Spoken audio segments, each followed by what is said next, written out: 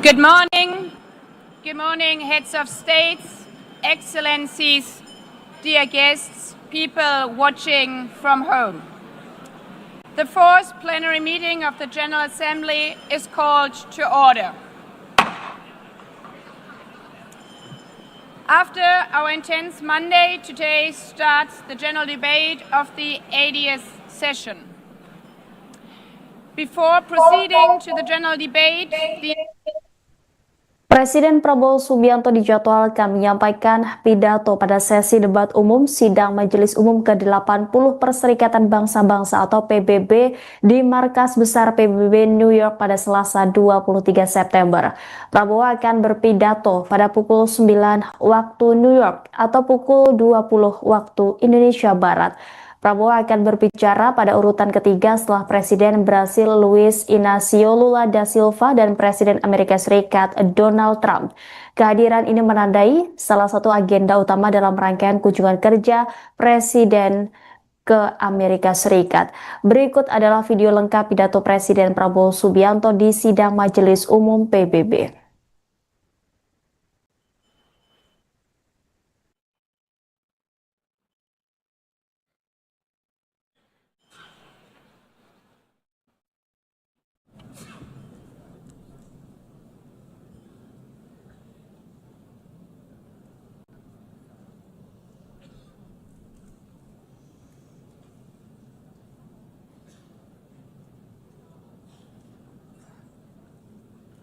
Please, could you take your seats?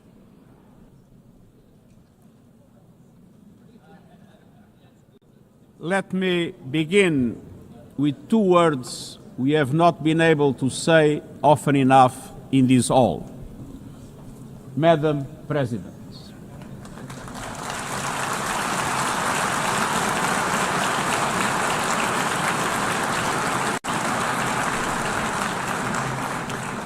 Excellencies, ladies and gentlemen, 80 years ago, in a world scorched by war, leaders made a choice. Cooperation over chaos, law over lawlessness, peace over conflict. And that choice gave birth to the United Nations, not as a dream for perfection, but as a practical strategy for the survival of humanity. Many of our founders had seen firsthand the hell of the death camps and the terror of war. They knew that true leadership meant creating a system to prevent a replay of those horrors, a firewall against the flames of conflict and World War III, a forum for sovereign states to pursue dialogue and cooperation, and the concrete affirmation of an essential human truth: we are all in this together.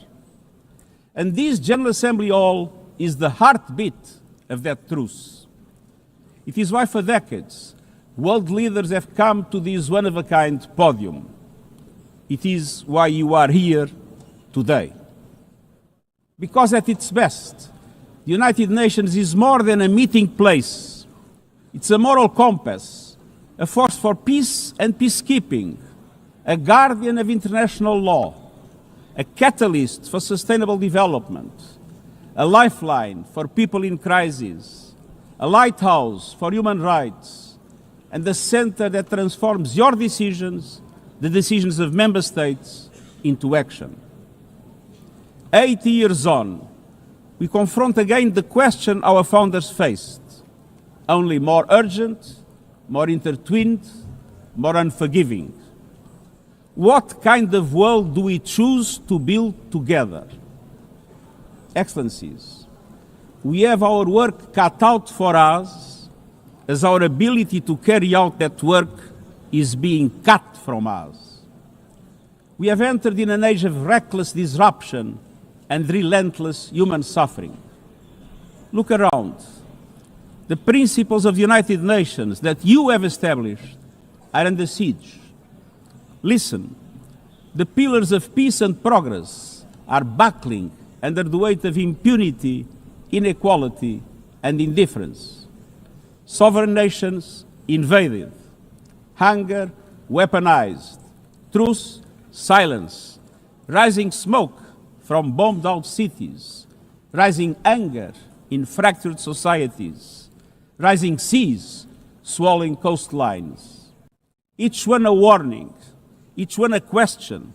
What kind of world will we choose? A world of raw power or a world of laws? A world that is a scramble for self-interest or a world where nations come together?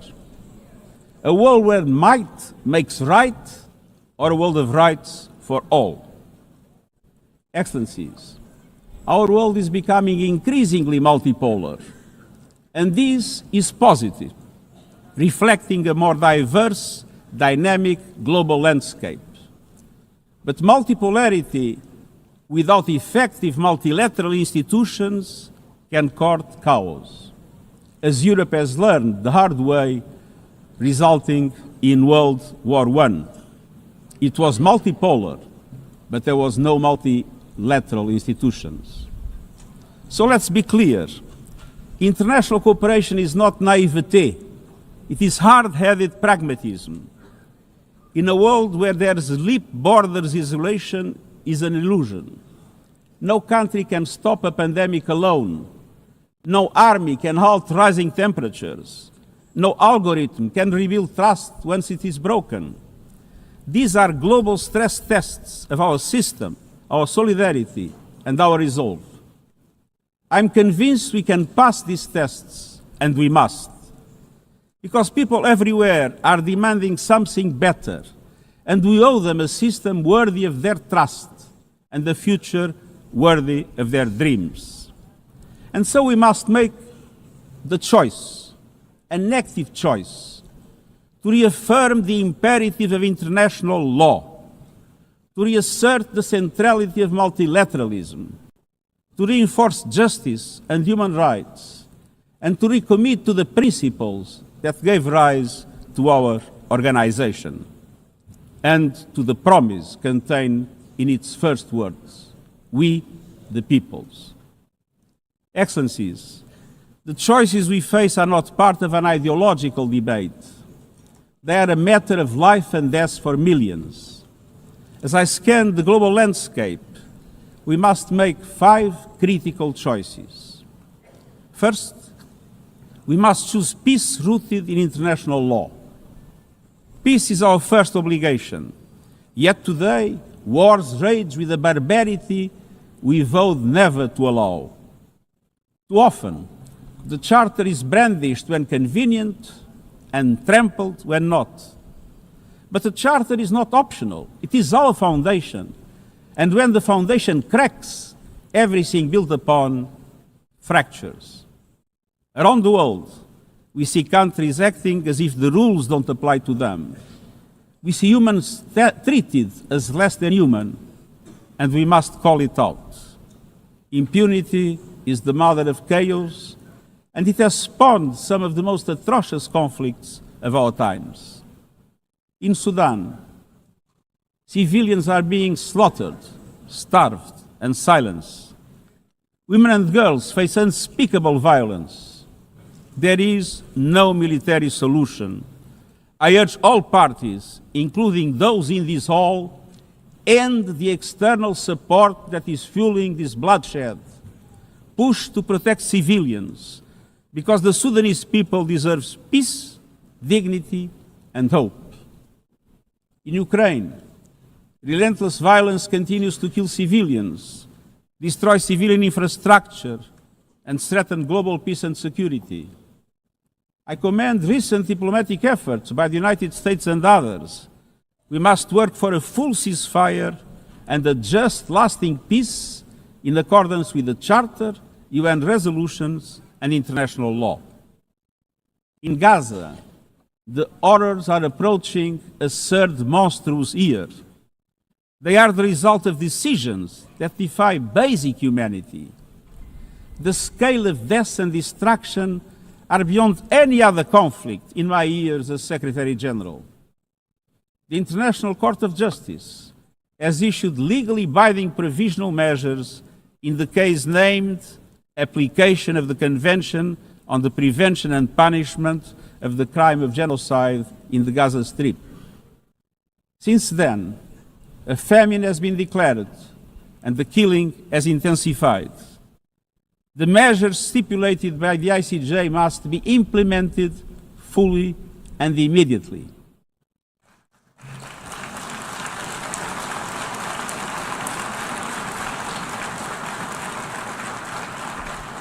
Nothing can justify the horrific Hamas terror attacks of October 7 and the taking of hostages, both of which I have repeatedly condemned. And nothing can justify the collective punishment of the Palestinian people and the systematic destruction of Gaza. We know what is needed. Permanent ceasefire now. All the hostages released now. Full humanitarian access now. And we must not relent in the only viable answer to sustainable Middle East peace, a two-state solution as so eloquently reaffirmed yesterday. We must urgently reverse dangerous trends on the ground. Relentless settler expansion and violence and the looming threat of annexation must stop. Everywhere, from Haiti to Yemen, to Myanmar and the Sahel and beyond, we must choose peace anchored in international law.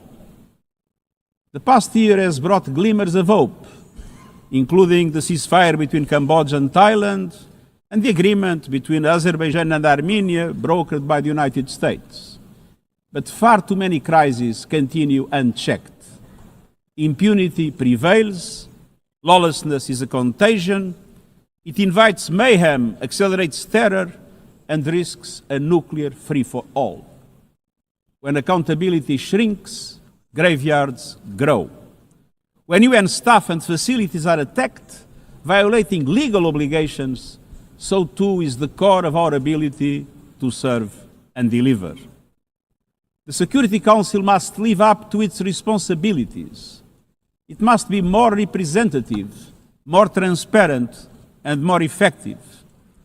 And beyond crisis response, we must tackle the injustices that ignite conflict: exclusion, inequality, impunity, and corruption. The surest way to silence the guns is to raise the volume for justice. Real security is born of fairness and opportunity for all. Excellencies, this leads me to my second point. We must choose human dignity and human rights. Human rights are not an ornament of peace, they're its bedrock. Human rights, economic, social, cultural, political, and civil, are universal, indivisible, and interdependent. Choosing rights means more than words. It means choosing justice over silence. It means protecting freedom and civic space, advancing equality for women and girls, confronting racism and discrimination in all its forms, protecting human rights defenders, journalists, and freedom of speech, and upholding the rights of refugees and migrants so that mobility is safe and in accordance with international law. Human rights are a daily battle, online and offline. They require political will. But dignity is not only about the protection of rights. It is about rights fulfilled through inclusive and resilient development. Rights that put an end to poverty and hunger. Rights that open doors to education, health, and opportunity. The Sustainable Development Goals are our shared roadmap for achieving these rights. But in order to make progress down this road, we need fuel. And that fuel is finance. We've seen what development done right can deliver. In the past decade, millions more have gained access to electricity, clean cooking solutions, and to the internet. Child marriage is in retreat. Women's representation is growing. but cuts to aid are wreaking havoc. They are a death sentence for many. For so many more, a stolen future. This is the great paradox of our time. We have the solutions, but we are siphoning off the fuel that would make it possible to make progress. To choose dignity, we must choose financial justice and solidarity.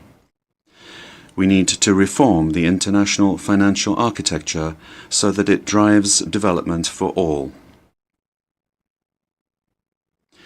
With bigger and bolder multilateral development banks, lending more, and mobilizing more private capital for developing countries, with faster and fairer debt relief mechanisms, helping every country in crisis, including middle-income countries. Protecting natural resources by tackling illicit financial flows and abusive tax practices that rob societies of their future. And global financial institutions that represent today's world, with far greater participation of developing countries in terms of their composition and their decision-making. So, let us choose a global economy that works for everyone, men and women. Let us choose human rights and dignity. And let us equip ourselves with the means to ensure a transition for people and the planet. Excellencies, this brings me to the third choice. We must choose climate justice. The climate crisis is accelerating, but so are the solutions. The clean energy future is no longer a distant promise. It's already here. No government, industry, or special interest can stop it. But some are trying, hurting economies, locking in higher prices, and squandering a historic opportunity. Fossil fuels are a losing bet. Last year, almost all new power capacity came from renewables, and the investment is surging. Renewables are the cheapest and fastest source of new power. They create jobs, drive growth, shield economies from volatile oil and gas markets, connect the unconnected, and can free us from the tyranny of fossil fuels. But not at today's pace. Clean energy investment remains uneven. 21st century grids and storage are not rolling out fast enough. And public subsidies, taking from taxpayer money, still flow to fossil fuels over clean energy by a factor of 9 to 1. Meanwhile, emissions, temperatures, and disasters keep rising. And those least responsible suffer the most. Science says limiting global temperature rise to 1.5 degrees by the end of this century is still possible, but the window is closing. The International Court of Justice has affirmed the legal obligation of states. We must step up action and ambition, especially through strengthened national climate plans. Tomorrow, I will welcome leaders to announce new targets. The G20, the biggest emitters, must lead, guided by common but differentiated responsibilities. But all countries must step up and do more as we head to the UN Climate Conference in Brazil. By accelerating action in energy, forests, methane, and industrial decarbonization. By defining a credible roadmap to mobilize $1.3 trillion annually in climate finance by 2035 for developing countries. By supporting just transitions, by doubling finance for adaptation to at least $40 billion this year, and rapidly deploying proven tools to unlock billions more in concessional finance. And by capitalizing the Loss and Damage Fund with significant contributions. All of these requires government, international financial institutions, philanthropies, civil society, and the private sector to work together, to provide fiscal space to developing countries and unlock new innovative sources of finance at scale, including solidarity levies on high-emitting sectors and debt swaps. We have the solutions and tools, but we must choose climate justice and climate action. First, we must choose to put technology at the service of humanity. Artificial intelligence is rewriting human existence in real time, transforming how we learn, work, communicate, and what we can trust. And the question is not how to stop it, but how to steer it for the greater good. Technology must be our servant, not our master. It must promote human rights, human dignity, and human agency. Yet today, AI's advancement in outpacing regulation and responsibility and is concentrated in a few hands. And the risks are expanding to new frontiers, from biotech to autonomous weapons. We are witnessing the rise of tools for mass surveillance, mass social control, mass disruption, and even mass destruction. Tools that can drain energy, strain ecosystems, and intensify the race for critical minerals, potentially stoking instability and conflict. Yet, these technologies remain largely ungoverned. We need universal guardrails and common standards across platforms. No company should be above the law. No machines should decide who lives or dies. No system should be deployed without transparency, safety, and accountability. Last month, this Assembly took a historic step, establishing an independent international scientific panel on AI and an annual global dialogue on AI governance. Two new pillars of a shared architecture, connecting science with policy to bring clarity and foresight, enabling innovation to flourish while advancing our values and our rights, and ensuring governments, companies, and civil society can help shape common norms. We must build on these mechanisms and close the capacity gap. All countries must be able to design and develop AI, not just to consume it. I have proposed voluntary financing options to build AI computing power, data, and skills in developing nations. No country should be locked out of the digital future or locked into systems it cannot shape or trust. And governments must lead with vision and companies must act with responsibility. And we, the international community, must ensure that technology lifts up humanity. So let us choose cooperation over fragmentation, ethics over expediency, and transparency over opacity. Technology will not wait for us, but we can still choose what it serves. So let us choose wisely. Fifth and finally, to meet all these goals, we must choose to strengthen the United Nations for the 21st century. The forces shaking our world are also testing the foundations of the United Nations system.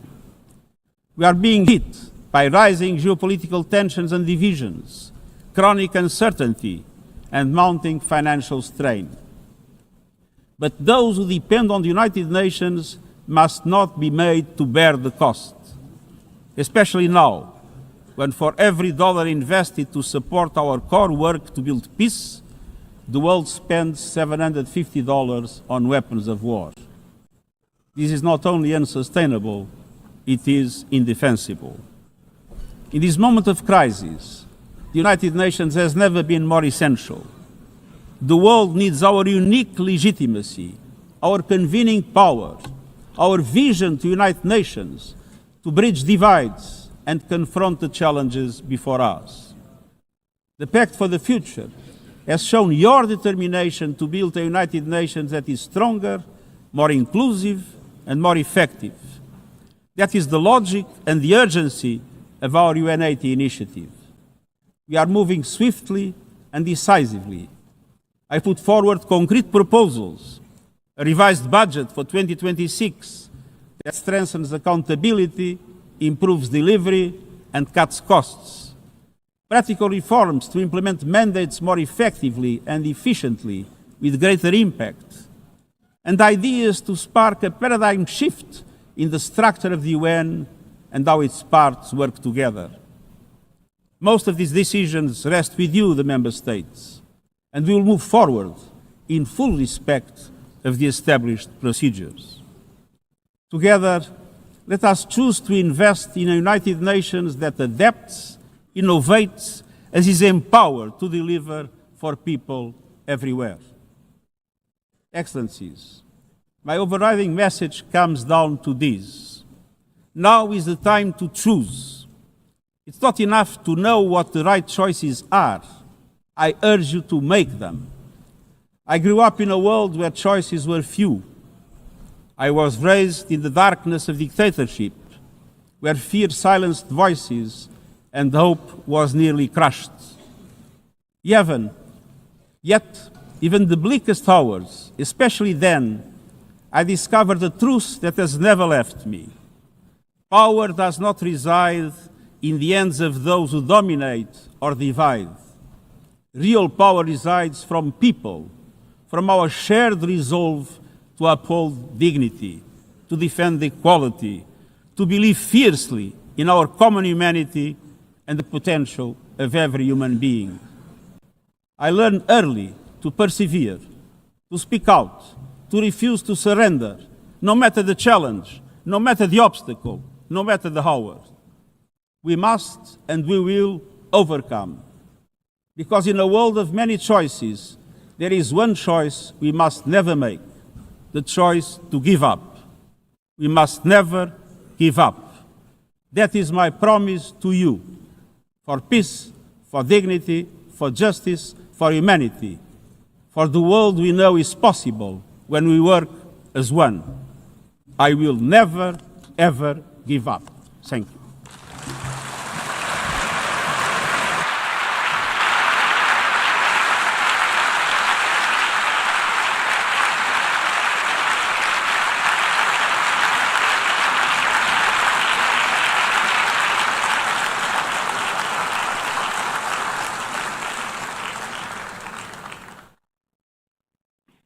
I thank the Secretary General.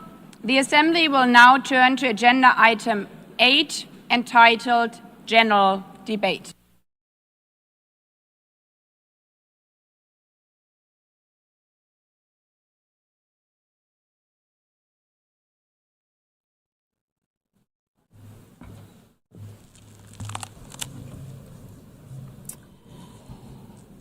"80 years. Longer than the average human life. This anniversary of the United Nations should have been a moment of celebration.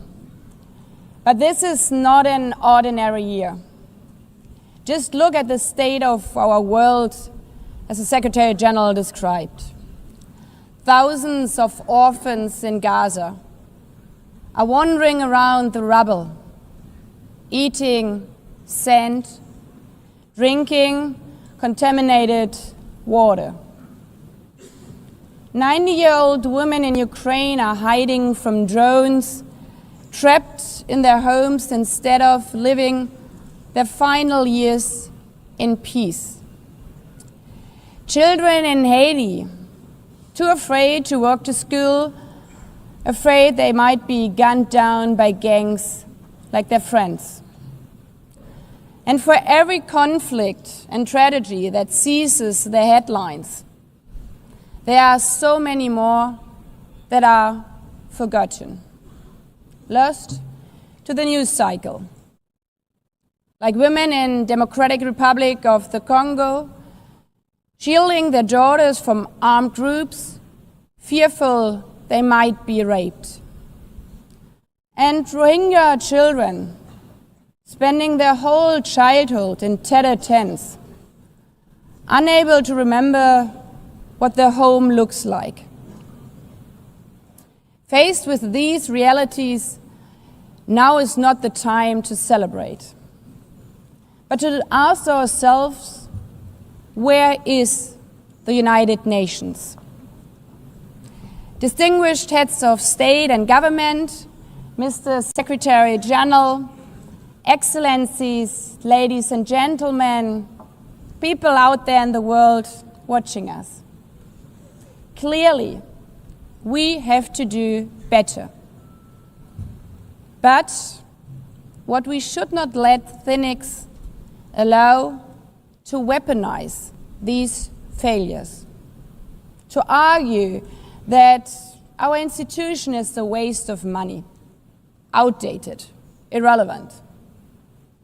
When the principles of the Charter are ignored, is it the UN that has failed? When tanks rolled into Ukraine, was it because Article 2 of the Charter is not clear enough about sovereignty and territorial integrity? When civilians, children, are killed in Gaza, is it humanitarian law at fault for failing to protect them? It's not the Charter which fails. It's not the UN as an institution which fails. The Charter, our Charter, is only as strong as member states' willingness to uphold it, and their willingness to hold to account those who violate it. Excellencies, yes, our world is in pain. Yes, we have failures. But imagine how much worse would it be without the United Nations? Would a single person be better off without it? Without UNICEF, 26 million children would not have received an education. Without the World Food Programme, nearly 125 million people would have lacked life-saving food assistance. Without the World Health Organization, over 1 billion vaccines would not have been supplied. Sometimes we could have done more, but we cannot let this dishearten us. If we stop doing the right thing, evil would prevail. This 80th session is not about big celebrations. It's about finding the resolve not to give up, the resolve to be better together, just as our predecessors did 8 decades ago. This institution was born in a world on fire and desperate for reprieve. 750 million, nearly a third of humanity back then, still under colonial rule. 2 world wars in a generation, 70 million dead. The horrors of the Holocaust revealed to our collective shame. This was a generation that knew almost nothing but suffering and despair. The signing of the Charter in 1945 gave hope to millions, gave us a North Star that guided our path from the ashes of war, helped guide nations from colonial rule into independent states, helped end apartheid. Across the decades, the United Nations has been a compass pointing toward peace, humanity, and justice.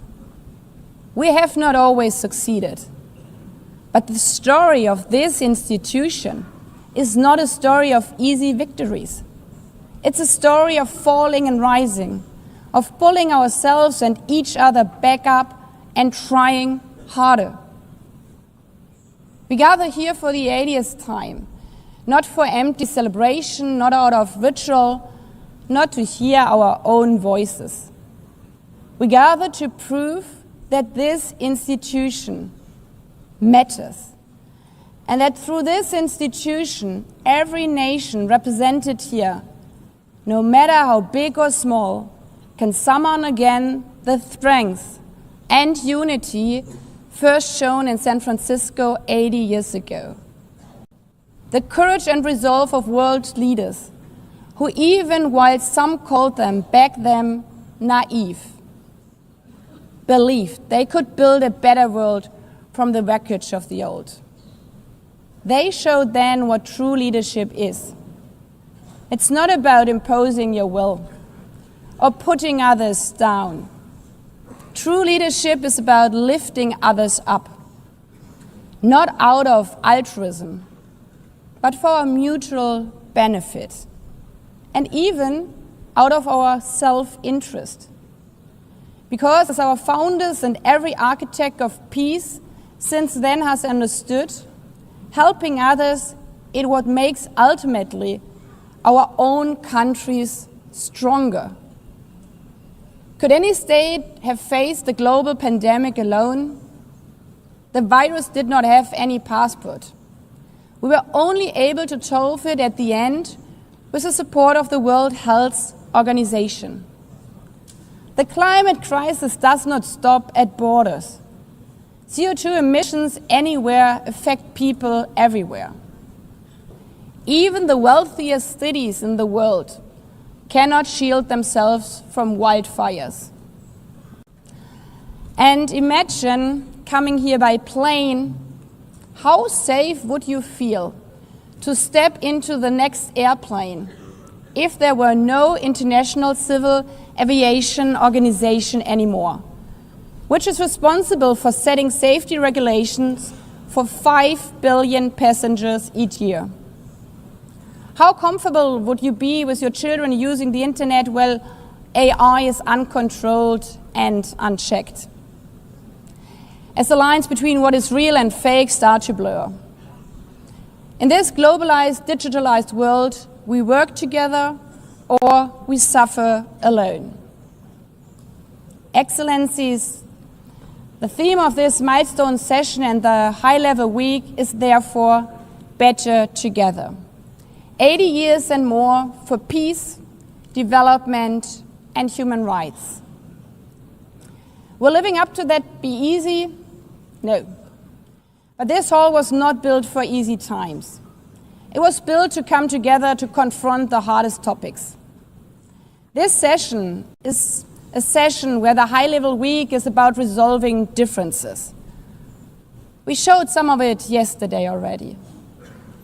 But even the House of Dialogue and Diplomacy needs a renovation. That is why the UN80 initiative and the wider reform process are not luxuries, but necessities. We are literally now at a crossroads, a make it or break it moment, politically, financially. Therefore, we have to deliver a United Nations that is agile, cost-effective, and fit for purpose. Member States have to give the Secretary General and this process their full support, because reform cannot stop in New York. It must carry through to every capital. That includes delivering the Pact for the Future and accelerating progress on the Sustainable Development Goals. Again, this is not about charity. It's about addressing the core purposes of this institution, about strengthening our foundations across all 3 pillars: peace and security, human rights, and sustainable development. They are inseparable. Leaving hundreds of millions trapped in extreme poverty, vulnerable to crisis, and denied their human rights is not only a moral failure, it's a recipe for global unrest, terrorism, and a tragic waste of humanity's greatest resource, its people. Put it simply, without the SDGs, there cannot be lasting peace. Excellencies, our future as an institution will also be shaped by the selection of the next Secretary General. And here we must pause and reflect. In nearly 80 years, this organization has never chosen a woman for that role. One might wonder how out of 4 billion potential candidates, there could not be found a single one. Of course,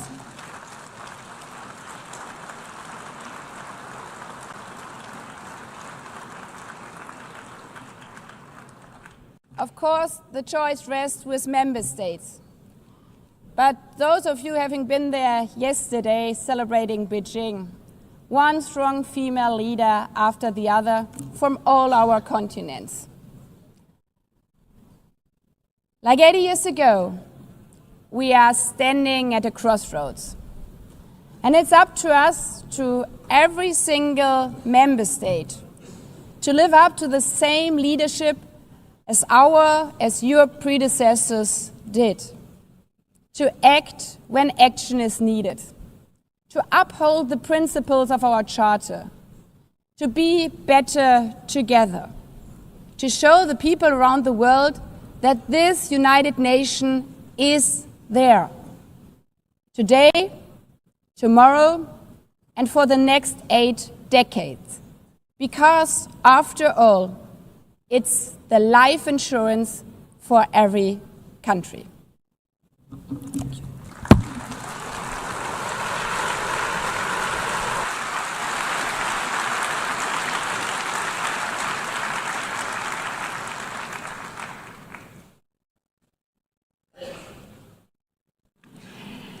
Before giving the floor to the first speaker for this morning, I would like to remind member states that the list of speakers for the general debate has been established on the agreed basis that statements should be no longer than 15 minutes to enable all the speakers to be heard at a given meeting.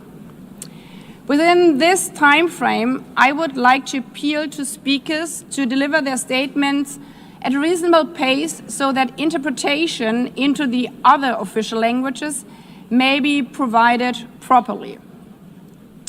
I would also like to draw your attention to the decision taken by the Assembly at previous sessions, namely that the practice of expressing congratulations inside the Assembly Hall after speech has been delivered is strongly discouraged.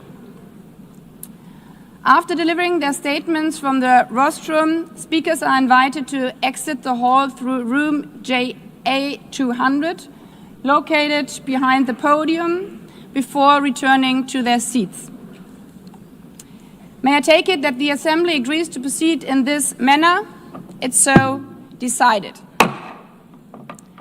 Finally, I should like to draw the attention of member states that during the general debate, official photographers are in the room and will take official photographs of all speakers by the Department of Global Communications. Members interested in obtaining these photographs are requested to contact the photo library of the United Nations.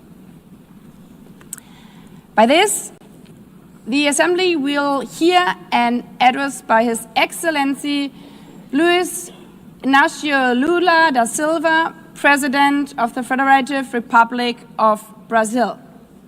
I request the protocol to escort His Excellency and invite him to address the Assembly.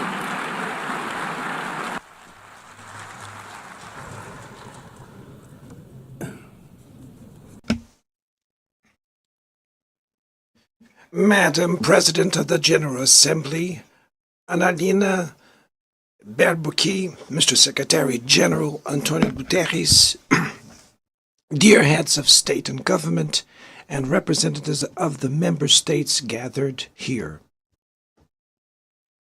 This should be a time to celebrate the United Nations. Created at the end of the war, the UN symbolizes the highest expression of the aspiration for peace and prosperity. Today, however, the ideals that inspired its founders in San Francisco are under threat as never before in their history. Multilateralism is at a new crossroads. The organization's authority is in check. We are witnessing the consolidation of an international order marked by repeated concessions to power play. Attacks on sovereignty, arbitrary sanctions, and unilateral interventions are becoming the rule. There is a clear parallel between the multilateralism crisis and the weakening of democracy. Authoritarianism is strengthened when we fail to act in the face of arbitrary acts, when the international society falters in defending peace, sovereignty, and the rule of law. The consequences are tragic. Throughout the world, anti-democratic forces are trying to subjugate institutions and stifle freedoms. They worship violence, praise ignorance, act as physical and digital militias, and restrict the press. Even under an unprecedented attack, Brazil chose to resist and defend its democracy, regained 40 years ago by its people after 2 decades of dictatorial governments. There is no justification for unilateral and arbitrary measures against our institutions and our economy. The aggression against the independence of the judiciary branch of power is unacceptable. This interference in domestic affairs is aided by a subservient far right who is nostalgic of past hegemonies. False patriots plan and publicly promote actions against Brazil.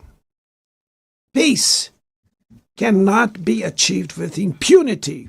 A few days ago, and for the first time in 525 years of our history, a former head of state was convicted of attacking the democratic rule of law.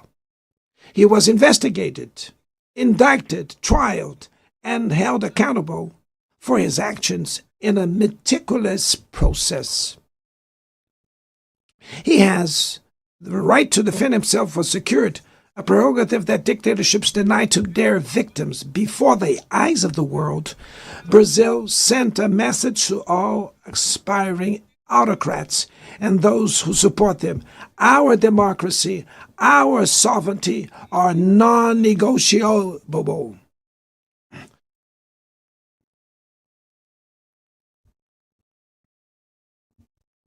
We will continue as an independent nation and as a people free from any type of guardianship.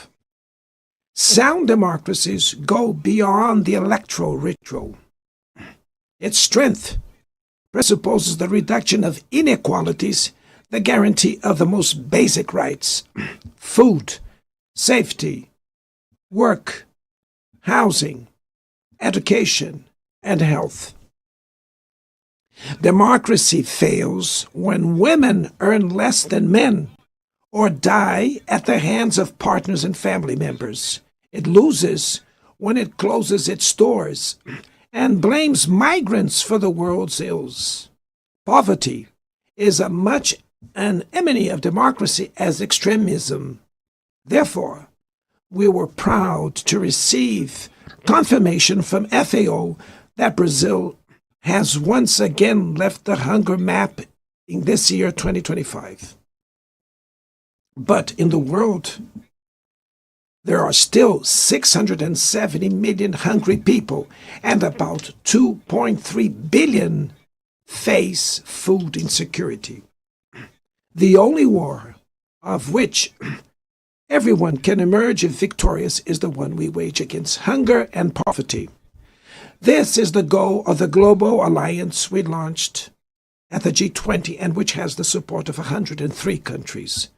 The international community needs to revise its priorities, reduce arms spending, and increase development aid. Relieve the service of the foreign debt of the poorest countries, above all African nations, and set minimum global tax standards so that the super rich pay more taxes than workers. Democracy is also measured by the ability to protect families and the childhood. Digital platforms offer possibilities for us to come together in ways we never imagined. But they have been used for sowing intolerance, misogyny, xenophobia, and misinformation. The internet cannot be a land of lawlessness. It's up to governments to protect the most vulnerable.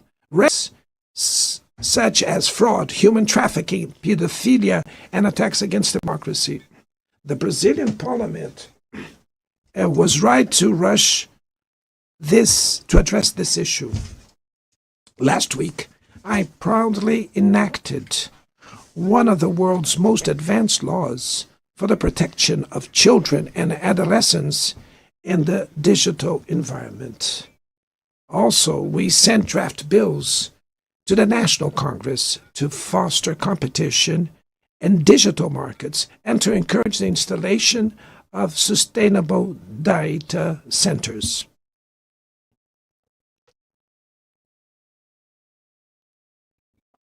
To mitigate the risks of artificial intelligence, we are committed to building multilateral governance in line with the Global Digital Compact that was approved in this plenary last year. Ladies and gentlemen, Your Excellencies, in Latin America and the Caribbean, we are experiencing a time of growing polarization and instability. Maintaining the region as a zone of peace is and was our priority. We are a continent free of weapons of mass destruction, without ethnic or religious conflicts. The comparison between crime and terrorism is worrying. The most effective way to combat drug trafficking is to cooperate to suppress money laundering and limit arms trade. Using lethal force in situations that do not constitute armed conflict is tantamount to executing people without trial. Other parts of the planet have already witnessed interventions that cause greater damage than intended, with serious humanitarian consequences. The path to dialogue must not be closed in Venezuela. Haiti has the right to a violence-free future, and it is unacceptable that Cuba be listed as a country that sponsors terrorism. In the conflict in Ukraine,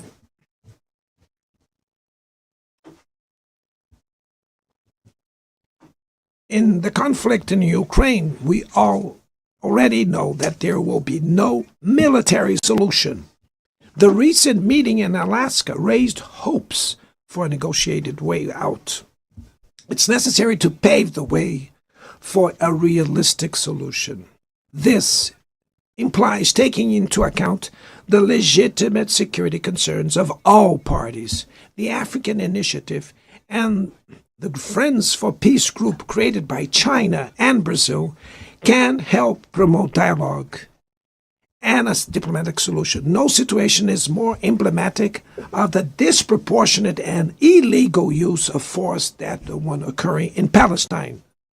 The terrorist attacks perpetrated by Hamas are indefensible from any angle, but nothing, absolutely nothing, justifies the ongoing genocide in Gaza.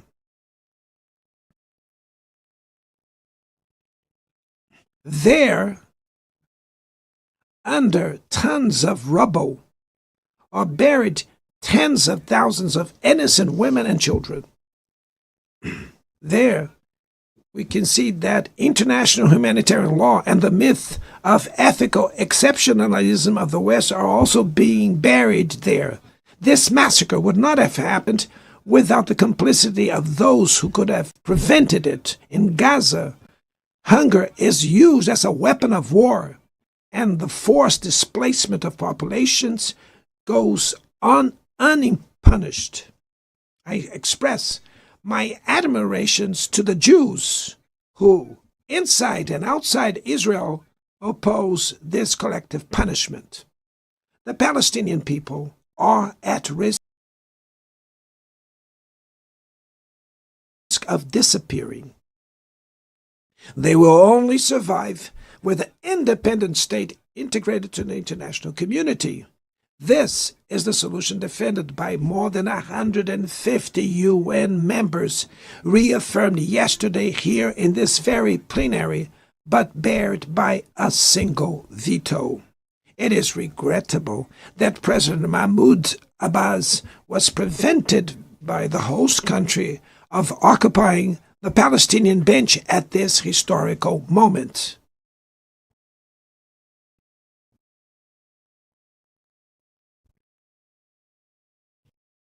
The spread of this conflict to Lebanon, Syria, Iran, Qatar is fueling an unprecedented arms build-up.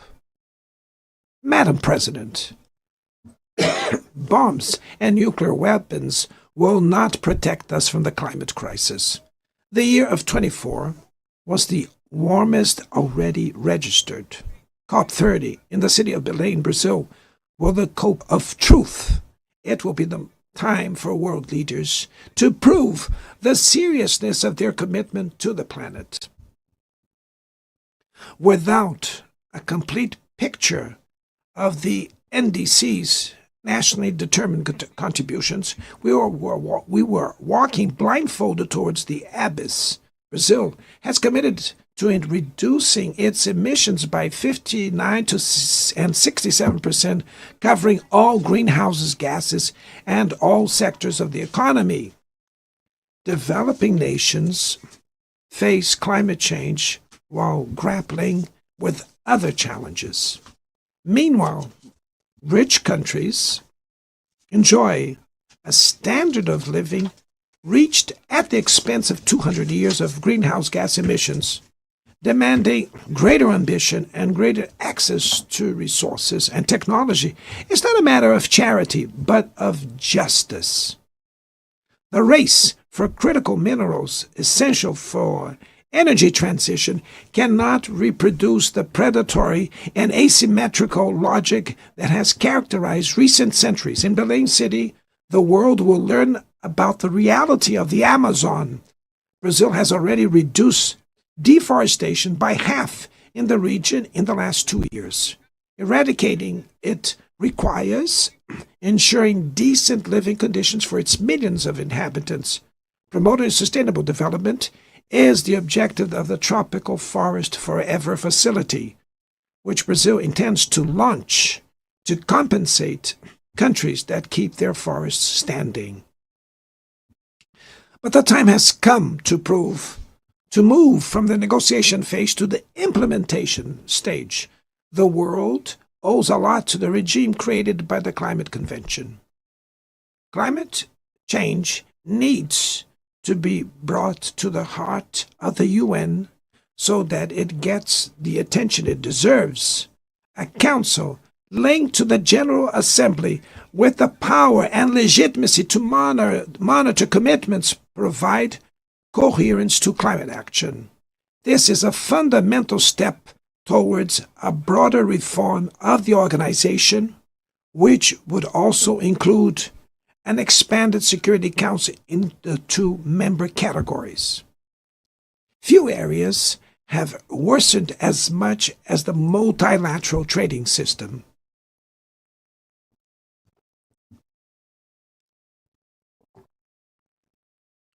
Unilateral measures have rendered fundamental principles, such as the most favored nations clauses, meaningless. They have disrupted value chains and threw the global economy into a pernicious spiral of high prices and stagnation. It is urgent to refound the WTO based on modern and flexible foundations. Your Excellencies, ladies and gentlemen, this year, the world lost 2 exceptional public figures. Former Uruguayan President Pepe Mujica and our dear Pope Francis, both embodied the best humanist values like no other. Their lives were intertwined with the 8 decades of the UN's existence. If they were still among us, they would use this platform to remember that authoritarianism, environmental degradation, and inequality are not relentless, that the only ones defeated are those who stand idly by resigned. resignate, and that we can defeat the false prophets and oligarchs who exploit fear and monetize hate, and that tomorrow is made of daily choices, and it takes courage to act to transform it. In the future that Brazil envisions, there is no room for the reenactment of ideological rivalries or spheres of influence. Confrontation is not inevitable. We need leaders with clear visions who understand that the international order is not a zero-sum game. The 21st century will be increasingly multipolar. For it to remain peaceful, it cannot fall to multilateral. Brazil is giving increasing importance to the European Union, the African Union, ASEAN, CELAC, BRICS, and the G20. The voice of the global South must be heard. The UN has today almost 4 times more members than the 51 who were at its foundation. Our historic mission is to make it once again a barrier of hope and a promoter of equality, peace, sustainable development, diversity, and tolerance. May God bless us all. And thank you very much.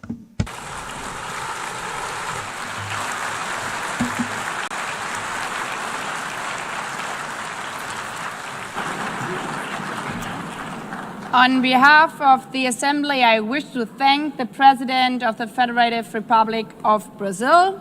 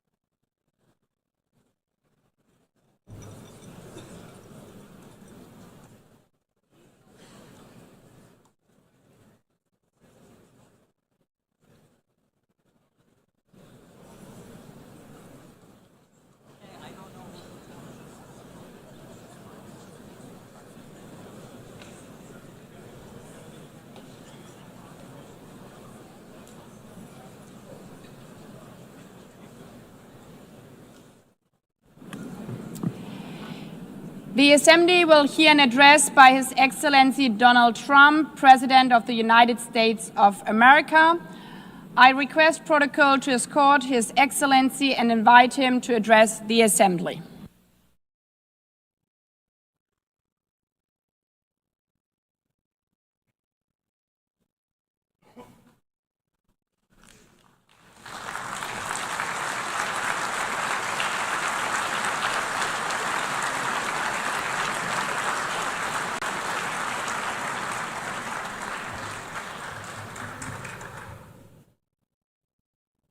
Thank you very much. Very much appreciated.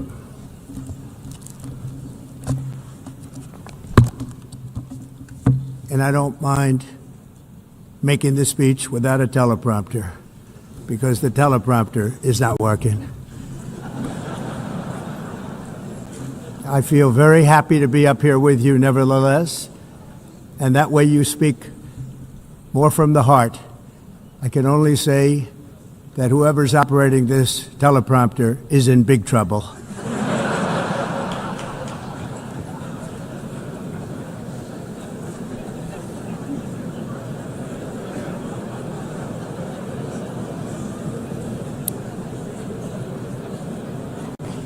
Hello, Madam First Lady. Thank you very much for being here. And Madam President, Mr. Secretary General, First Lady of the United States, distinguished delegates, ambassadors, and world leaders. 6 years have passed since I last stood in this grand hall and addressed a world that was prosperous and at peace in my first term. Since that day, the guns of war have shattered the peace I forged on two continents. An era of calm and stability gave way to one of the great crises of our time. And here in the United States, 4 years of weakness, lawlessness, and radicalism under the last administration delivered our nation into a repeated set of disasters. 1 year ago, our country was in deep trouble, but today, just 8 months into my administration, we are the hottest country anywhere in the world, and there is no other country even close. America is blessed with the strongest economy, the strongest borders, the strongest military, the strongest friendships, and the strongest spirit of any nation on the face of the earth. This is indeed the golden age of America. We are rapidly reversing the economic calamity we inherited from the previous administration, including ruinous price increases and record-setting inflation like we've never had before. Under my leadership, energy costs are down, gasoline prices are down, grocery prices are down, mortgage rates are down, and inflation has been defeated. The only thing that's up is the stock market, which just hit a record high. In fact, it hit a record high 48 times in the last short period of time. Growth is surging, manufacturing is booming. The stock market, as I said, is doing better than it's ever done. And all of you in this room benefit by that, almost everybody. And importantly, workers' wages are rising at the fastest pace in more than 60 years. And that's what it's all about, isn't it? In 4 years of President Biden, we had less than $1 trillion of new investment into the United States. In just 8 months since I took office, we have secured commitments and money already paid for $17 trillion. Think of it, 4 years, less than $1 trillion, 8 months, much more than $17 trillion is being invested in the United States, and it's now pouring in from all parts of the world. We've implemented the largest tax cuts in American history and the largest regulation cuts in American history, making this once and again the best country on earth to do business. And many of the people in this room are investing in America, and it's turned out to be an awfully good investment during this 8-month period.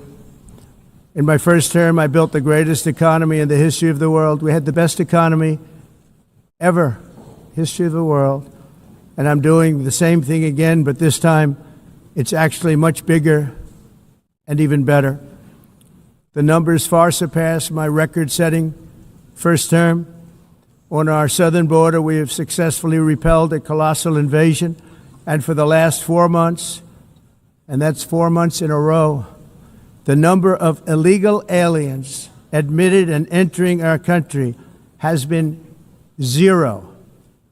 Hard to believe, because if you look back just a year ago, it was millions and millions of people pouring in from all over the world, from prisons, from mental institutions, drug dealers. All over the world they came. They just poured into our country with the ridiculous open border policy of the Biden administration. Our message is very simple. If you come illegally into the United States, you're going to jail, or you're going back to where you came from, or perhaps even further than that. You know what that means. I want to thank the country of El Salvador for the successful and professional job they've done in receiving and jailing so many criminals that entered our country. And it was under the previous administration that the number became record-setting, and they're all being taken out. We have no choice. And other countries have no choice, because other countries are in the exact same situation with immigration. It's destroying your country, and you have to do something about it. On the world stage, America is respected again like it has never been respected before. You think about 2 years ago, 3 years ago, 4 years ago, or 1 year ago, we were a laughingstock all over the world. At the NATO summit in June, virtually all NATO members formally committed to increase defense spending at my request from 2% to 5% of GDP, making our alliance far stronger and more powerful than it was ever before. In May, I traveled to the Middle East to visit my friends and rebuild our partnerships in the Gulf and those valued relationships with Saudi Arabia, Qatar, and the UAE and other countries are now, I believe, closer than ever before. My administration has negotiated one historic trade deal after another, including with the United Kingdom, the European Union, Japan, South Korea, Vietnam, Indonesia, the Philippines, Malaysia, and many, many others. Likewise, in a period of just 7 months, I have ended 7 unendable wars. They said they were unendable. You're never going to get them solved. Some were going for 31 years, 2 of them, 31, think of it, 31 years. One was 36 years. One was 28 years. I ended 7 wars. And in all cases, they were raging with countless thousands of people being killed. This includes Cambodia and Thailand, Kosovo and Serbia, the Congo and Rwanda, a vicious, violent war that was, Pakistan and India, Israel and Iran, Egypt and Ethiopia, and Armenia and Azerbaijan. It included all of them. No president or prime minister, and for that matter, no other country has ever done anything close to that. And I did it in just 7 months. It's never happened before. There's never been anything like that. I'm very honored to have done it. It's too bad that I had to do these things instead of the United Nations doing them. And sadly, in all cases, the United Nations did not even try to help in any of them. I ended 7 wars, dealt with the leaders of each and every one of these countries, and never even received a phone call from the United Nations offering to help in finalizing the deal. All I got from the United Nations was an escalator that on the way up stopped right in the middle. If the First Lady wasn't in great shape, she would have fallen, but she's in great shape. We're both in good shape. We both stood. And then a teleprompter that didn't work. These are the 2 things I got from the United Nations, a bad escalator and a bad teleprompter. Thank you very much. And by the way, it's working now. It just went on. Thank you. I think I should just do it the other way. It's easier. Thank you very much. I didn't think of it at the time because I was too busy working to save millions of lives. That is the saving and stopping of these wars. But later I realized that the United Nations wasn't there for us. They weren't there. I thought of it really after the fact, not during these negotiations, which were not easy. That being the case, what is the purpose of the United Nations? The UN has such tremendous potential. I've always said it. It has such tremendous, tremendous potential, but it's not even coming close to living up to that potential. For the most part, at least for now, all they seem to do is write a really strongly worded letter and then never follow that letter up.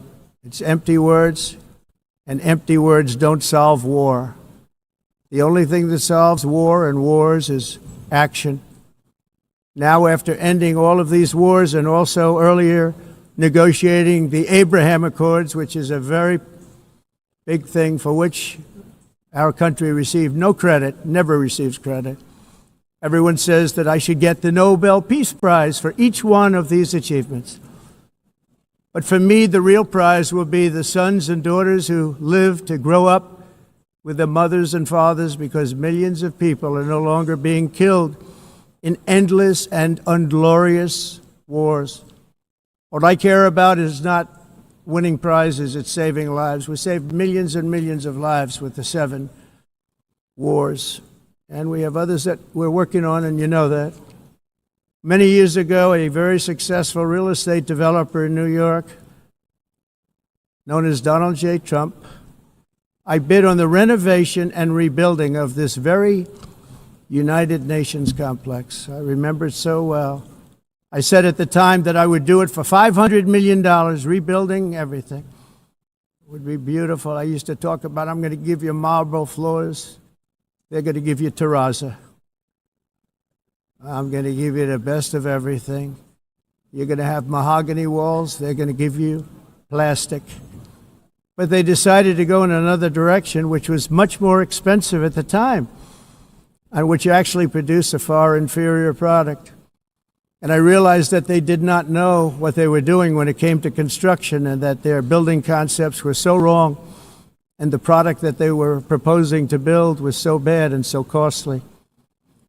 It was going to cost them a fortune. And I said, and wait till you see the overruns. Well, I turned out to be right. They had massive cost overruns and spent between $2 and $4 billion on the building and did not even get the marble floors that I promised them. You walk on terrazzo. Do you notice that? As far as I'm concerned, frankly, looking at the building and getting stuck on the escalator, they still haven't finished the job.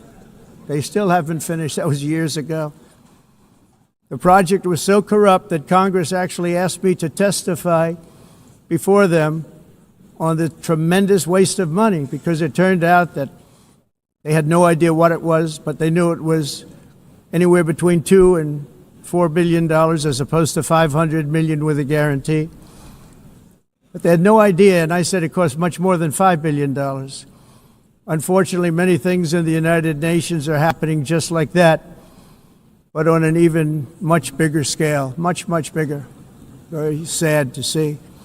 Whether the UN can manage to play a productive role, I've come here today to offer the hand of American leadership and friendship to any nation in this assembly that is willing to join us in forging a safer, more prosperous world.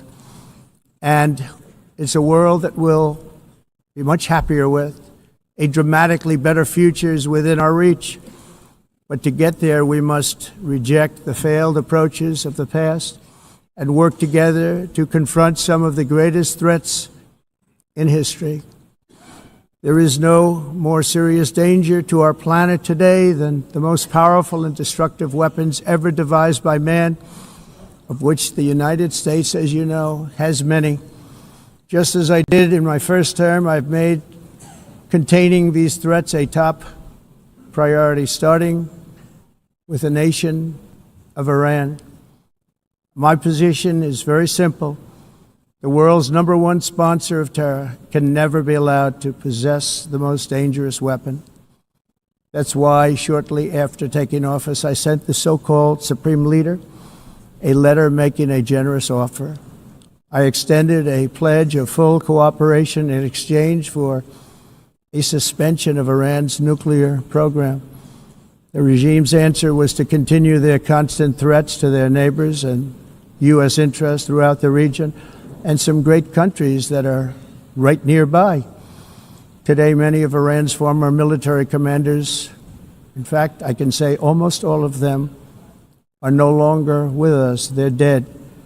And 3 months ago, in Operation Midnight Hammer, 7 American B-2 bombers dropped the 14 30,000-pound each bombs on Iran's key nuclear facilities, totally obliterating everything.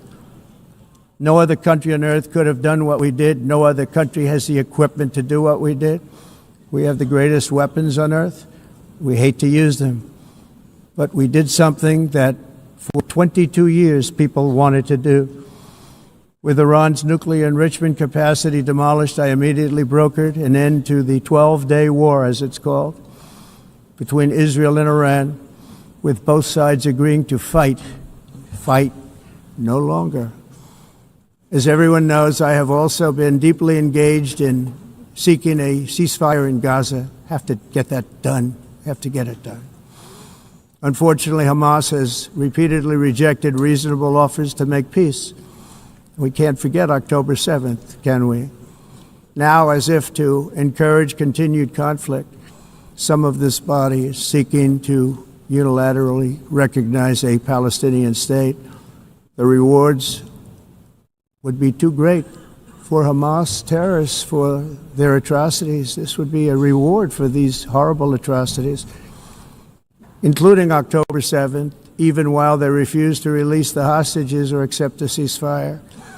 Instead of giving to Hamas and giving so much, because they've taken so much, they have taken so much. This could have been solved so long ago. But instead of giving in to Hamas's ransom demands, those who want peace should be united with one message: release the hostages now. Just release the hostages now. Thank you.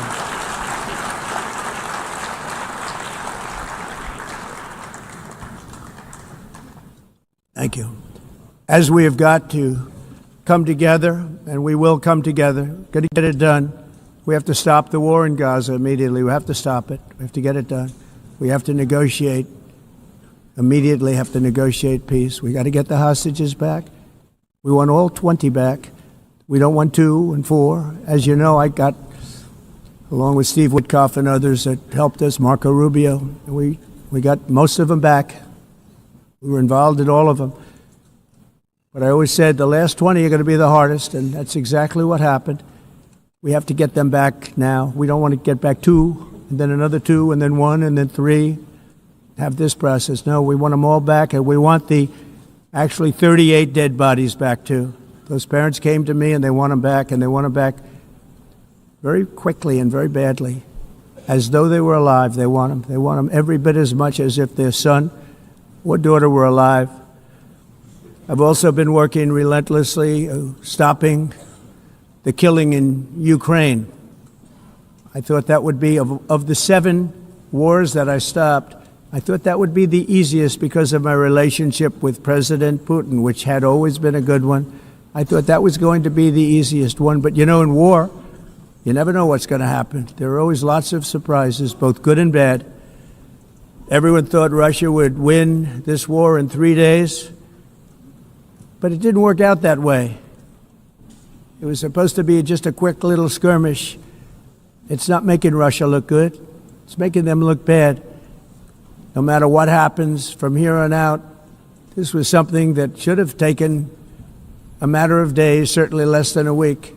And they've been fighting for 3.5 years and killing anywhere from 5,000 to 7,000 young soldiers, mostly soldiers, on both sides, every single week, from 5,000 to 7,000 dead young people, and some in cities, much smaller numbers, where rockets are shot, where drones are dropped. This war would never have started if I were president. This was a war that should have never happened. It shows you what leadership is, what bad leadership can do to a country. Look what happened to the United States, and look where we are right now in just a short period of time. The only question now is how many more lives will be needlessly lost on both sides. China and India are the primary funders of the ongoing war by continuing to purchase Russian oil. But inexcusably, even NATO countries have not cut off much Russian energy and Russian energy products, which, as you know, I found out about 2 weeks ago, and I wasn't happy. Think of it. They're funding the war against themselves. Who the hell ever heard of that one? In the event that Russia is not ready to make a deal to end the war, then the United States is fully prepared to impose a very strong round of powerful tariffs, which would stop the bloodshed, I believe, very quickly. But for those tariffs to be effective, European nations, all of you are gathered here right now, would have to join us in adopting the exact same measures. I mean, you're much closer to this. We have an ocean in between. You're right there. And Europe has to step it up. They can't be doing what they're doing. They're buying oil and gas from Russia while they're fighting Russia.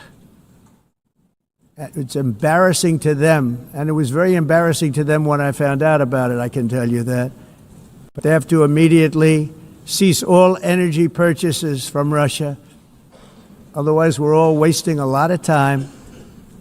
So I'm ready to discuss this. We're going to discuss it today with the European nations, all gathered here. I'm sure they're thrilled to hear me speak about it, but that's the way it is. I like to speak my mind and speak the truth. As we seek to reduce the threat of dangerous weapons today, I'm also calling on every nation to join us in ending the development of biological weapons once and for all. And biological is terrible, and nuclear is even beyond, and we include nuclear in that. We want to have a cessation of the development of nuclear weapons. We know, and I get to view it all the time. Sir, would you like to see? And I look at weapons that are so powerful that we just can't ever use them. If we ever use them, the world literally might come to an end. There would be no United Nations to be talking about. There would be no nothing. Just a few years ago, reckless experiments overseas gave us a devastating global pandemic. Yet despite that worldwide catastrophe, many countries are continuing extremely risky research into bioweapons and man-made pathogens. This is unbelievably dangerous. To prevent potential disasters, I'm announcing today that my administration will lead an international effort to enforce Biological Weapons Convention, which is going to be meeting with the top leaders of the world by pioneering an AI verification system that everyone can trust. Hopefully the UN can play a constructive role, and it will also be one of the early projects under AI. Let's see how good it is, because a lot of people are saying it could be one of the great things ever, but it also can be dangerous, but it can be put to tremendous use and tremendous good, and this would be an example of that. Not only is the UN not solving the problems it should, too often, it's actually creating new problems for us to solve. The best example is the number one political issue of our time, the crisis of uncontrolled migration. It's uncontrolled. Your countries are being ruined. The United Nations is funding an assault on Western countries and their borders. In 2024, the UN budgeted $372 million in cash assistance to support an estimated 624,000 migrants journeying into the United States. Think of that. The UN is supporting people that are illegally coming into the United States, and then we have to get them out. The UN also provided food, shelter, transportation, and debit cards to illegal aliens. Can you believe that? On the way to infiltrate our southern border.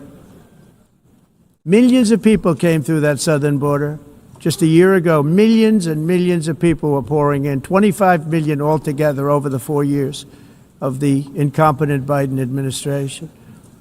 And now we have it stopped, totally stopped. In fact, they're not even coming anymore because they know they can't get through.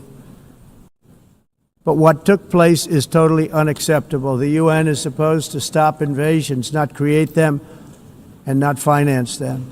In the United States, we reject the idea that mass numbers of people from foreign lands can be permitted to travel halfway around the world, trample our borders, violate our sovereignty, cause unmitigated crime, and deplete our social safety net. We have reasserted that America belongs to the American people, and I encourage all countries to take their own stand in defense of their citizens as well. You have to do that because I see it. I'm not mentioning names. I see it, and I can call every single one of them out. You're destroying your countries. They're being destroyed. Europe is in serious trouble. They've been invaded by a force of illegal aliens like nobody's ever seen before. Illegal aliens are pouring into Europe. Nobody is ever, and nobody's doing anything to change it, to get them out. It's not sustainable. And because they choose to be politically correct, they're doing just absolutely nothing about it. And I have to say, I look at London, where you have a terrible mayor, terrible mayor. And it's been so changed. Now they want to go to Sharia law, but you're in a different country. You can't do that. Both the immigration and their suicidal energy ideas will be the death of Western Europe if something is not done immediately. This cannot be sustained. What makes the world so beautiful is that each country is unique. But to stay this way, every sovereign nation must have the right to control their own borders. You have the right to control your borders, as we do now, and to limit the sheer numbers of migrants entering their countries and paid for by the people of that nation that were there and that built that particular nation at the time.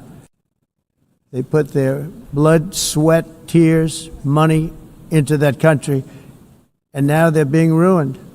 Proud nations must be allowed to protect their communities and prevent their societies from being overwhelmed by people they have never seen before, with different customs, religions, with different everything. Where migrants have violated laws, lodged false asylum claims, or claimed refugee status for illegitimate reasons, they should, in many cases, be immediately sent home.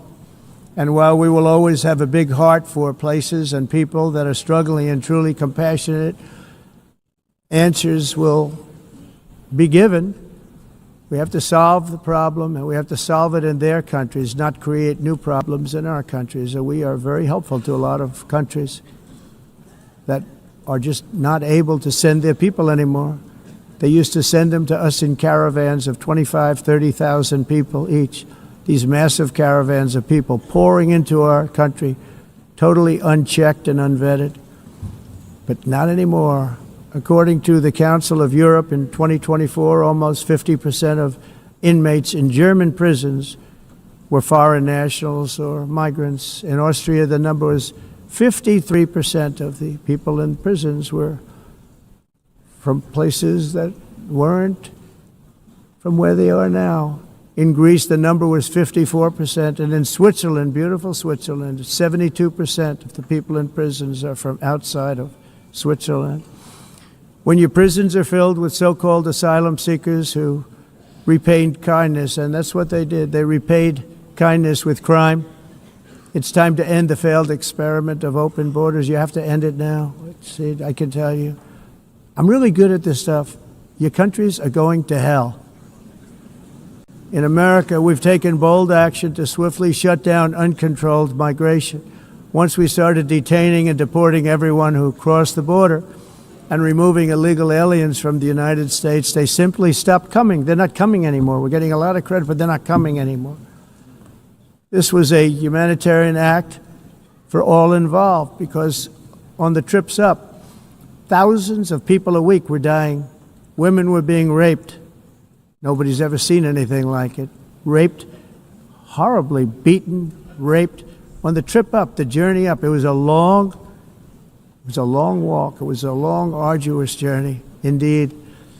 And it was also a historic victory against human trafficking throughout the region. What we did was a victory, and we saved so many lives of people that wouldn't make the journey. That journey was loaded up with death. Loaded up with death. Dead bodies all along the roads of jungles to get up. They go through jungles, they go through areas so hot you couldn't breathe. They were dying of suffocation, areas so hot that you couldn't breathe. Dead bodies all over. By them not coming, we're saving tremendous numbers of lives. My people have done a fantastic job in doing what they did, and the American public agrees with it. I mean, I was very proud to see this morning I have the highest poll numbers I've ever had. Part of it is because of what we've done on the border. I guess the other part is what we've done on the economy. Joe Biden's policies empowered murderous gangs, human smugglers, child traffickers, drug cartels, and prisoners from all over the world. The previous administration also lost nearly 300,000 children. Think of that. They lost more than 300,000 children, little children, who were trafficked into the United States on the Biden watch, many of whom have been raped, exploited, and abused, and sold. Sold. Nobody talks about that. The fake news doesn't write about it. With many others young children who are missing or dead. And we found a lot of these children, and we're sending them back, and we've been sending them back to their parents. They said, nobody knows who they are. They said, where do you come from? And they'll give us a country, and we'll find out, and we'll figure it out, and we'll bring them back to their homes. And the mother and father rush to the door, and their tears in their eyes. They can't believe that they're seeing their son or daughter, their little son or daughter again. We've done almost 30,000 of them so far. Any system that results in the mass trafficking of children is inherently evil. Yet that is exactly what the globalist migration agenda has done, and it's what it's all about. In America, those days, as you know, are over. The Trump administration is working, and we are continuing to work to track down the villains that are causing this problem, and also, as I said, to get back the 30,000 we've already returned. Now I think we're going to have another. We're going to find a lot. You're not going to find all of them. 300, more than 300,000. They're lost or they're dead. They're lost or they're dead because of the animals that did this. To protect our citizens, I've also designated multiple savage drug cartels as far as and you see this, and you see it happening right before your eyes. Let's put it this way. People don't like taking big loads of drugs in boats anymore. There aren't too many boats that are traveling on the seas by Venezuela. They tend not to want to travel very quickly anymore. And we've virtually stopped drugs coming into our country by sea. We call them the water drugs. They kill hundreds of thousands of people. I've also designated multiple savage drug cartels as far as foreign terrorist organizations, along with two bloodthirsty transnational gangs, probably the worst gangs anywhere in the world, MS-13 and Tren de Aragua. Tren de Aragua is from Venezuela, by the way. Such organizations torture, maim, mutilate, and murder with impunity. They're the enemies of all humanity. And for this reason, we've recently begun using the supreme power of the United States military to destroy Venezuelan terrorists and trafficking networks led by Nicolas Maduro, to every terrorist thug smuggling poisonous drugs into the United States of America. Please be warned that we will blow you out of existence. That's what we're doing. We have no choice. Can't let it happen. They're destroying. I believe we lost 300,000 people last year to drugs, 300,000. Fentanyl and other drugs. Each boat that we sink carries drugs that would kill more than 25,000 Americans. We will not let that happen. Energy is another area where the United States is now thriving like never before. We're getting rid of the falsely named renewables. By the way, they're a joke. They don't work. They're too expensive. They're not strong enough to fire up the plants that you need to make your country great. The wind doesn't blow. Those big windmills are so pathetic and so bad, so expensive to operate. Then they have to be rebuilt all the time, and they start to rust and rot. Most expensive energy ever conceived, and it's actually energy. You're supposed to make money with energy, not lose money. You lose money, the governments have to subsidize. You can't put them out without massive subsidies. And most of them are built in China, and I give China a lot of credit. They build them, but they have very few wind farms. So why is it that they build them and they send them all over the world, but they barely use them? You know what they use? Coal. They use gas.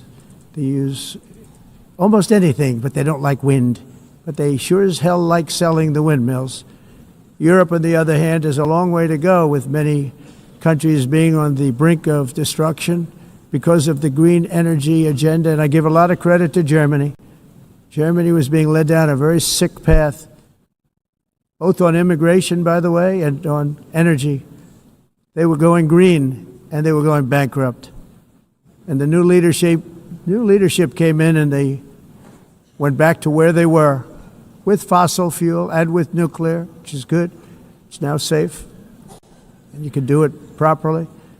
But they went back to where they were, and they opened up a lot of different plants, energy-producing plants, and they're doing well. I give Germany a lot of credit for that. They've said this is a disaster, what's happening. They were going all green. All green is all bankrupt. That's what it represents. And it's not politically correct. I'll be very badly criticized for saying it, but I'm here to tell the truth. I don't care. It doesn't matter to me. I'm in New York City. I'm feeling a lot safer. Crime, we're getting crime down. And by the way, speaking of crime, Washington, D.C. Washington, D.C. was the crime capital of America. Now it's after 12 days, it's a totally safe city. Everyone's going out to dinner. They're going out to restaurants. Your wife can walk down the middle of the street with or without you. Nothing's going to happen. My people have done a fantastic job. And yes, I called in the National Guard, and the National Guard took care of business, and they weren't politically correct, but they took care of business. We got 1,700 career criminals out, brought them back to where they came from, the countries where they came from, or put them in jails. Washington, D.C. is now a totally safe city again, and I welcome you to come. In fact, we'll have dinner together at a local restaurant, and we'll be able to walk. We don't have to go by an armor-plated vehicle. We'll walk right over there from the White House. They've given up their powerful edge, a lot of the countries that we're talking about, in oil and gas, such as essentially closing the great North Sea oil. Oh, the North Sea, I know it so well. Aberdeen was the oil capital of Europe, and there's tremendous oil that hasn't been found in the North Sea. Tremendous oil. And I was with the Prime Minister I respect and like a lot, and I said, you're sitting with the greatest asset. They essentially closed it by making it so highly taxed that no developer, no oil company can go there. They have tremendous oil left, and more importantly, they have tremendous oil that hasn't even been found yet. And what a tremendous asset for the United Kingdom. And I hope the Prime Minister is listening, because I told it to him 3 days in a row. That's all he heard. North Sea oil, North Sea, because I want to see them do well. I want to stop seeing them ruining that beautiful Scottish and English countryside with windmills and massive solar panels that go 7 miles by 7 miles, taking away farmland. But we're not letting this happen in America. In 1982, the executive director of the United Nations Environmental Program predicted that by the year 2000, climate change would cause a global catastrophe. He said that it will be irreversible, as any nuclear holocaust would be. This is what they said at the United Nations. What happened? Here we are. Another UN official stated in 1989 that within a decade, entire nations could be wiped off the map by global warming. Not happening. You know, it used to be global cooling. If you look back years ago in the 1920s and the 1930s, they said, global cooling will kill the world. We have to do something.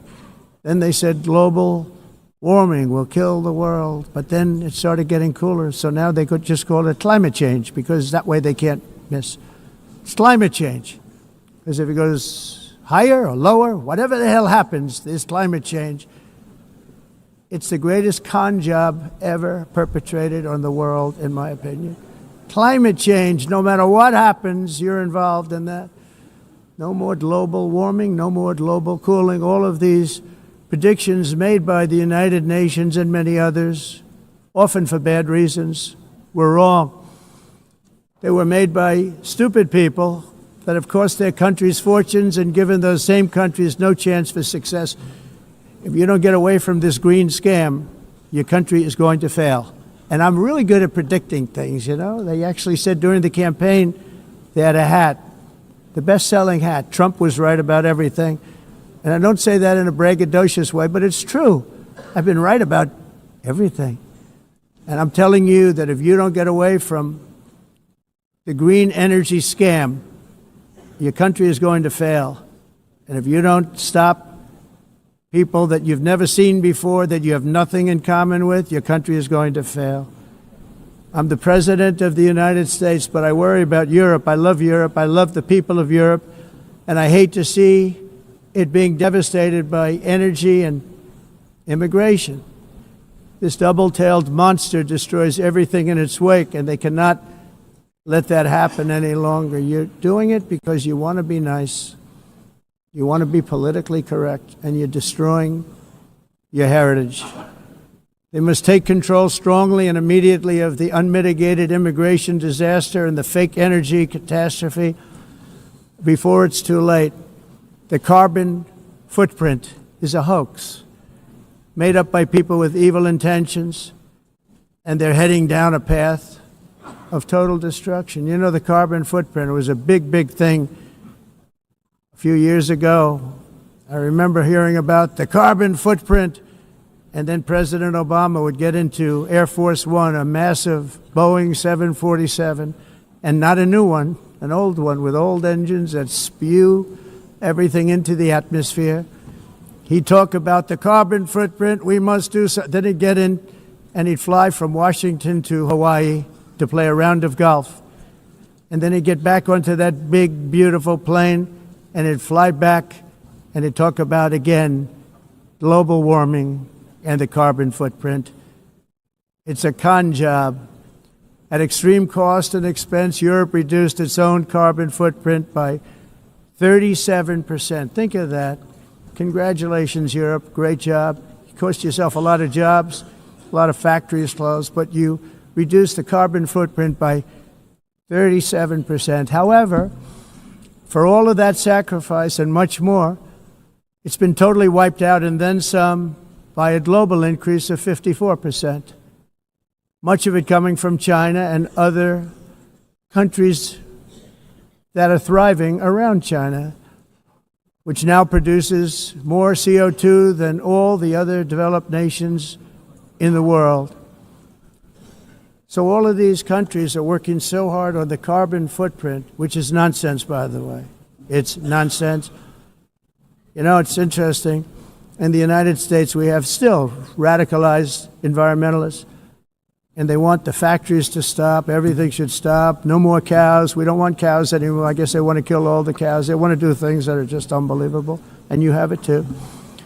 But you know, we have a border, strong, and we have a shape, and that shape doesn't just go straight up. That shape is amorphous when it comes to the atmosphere.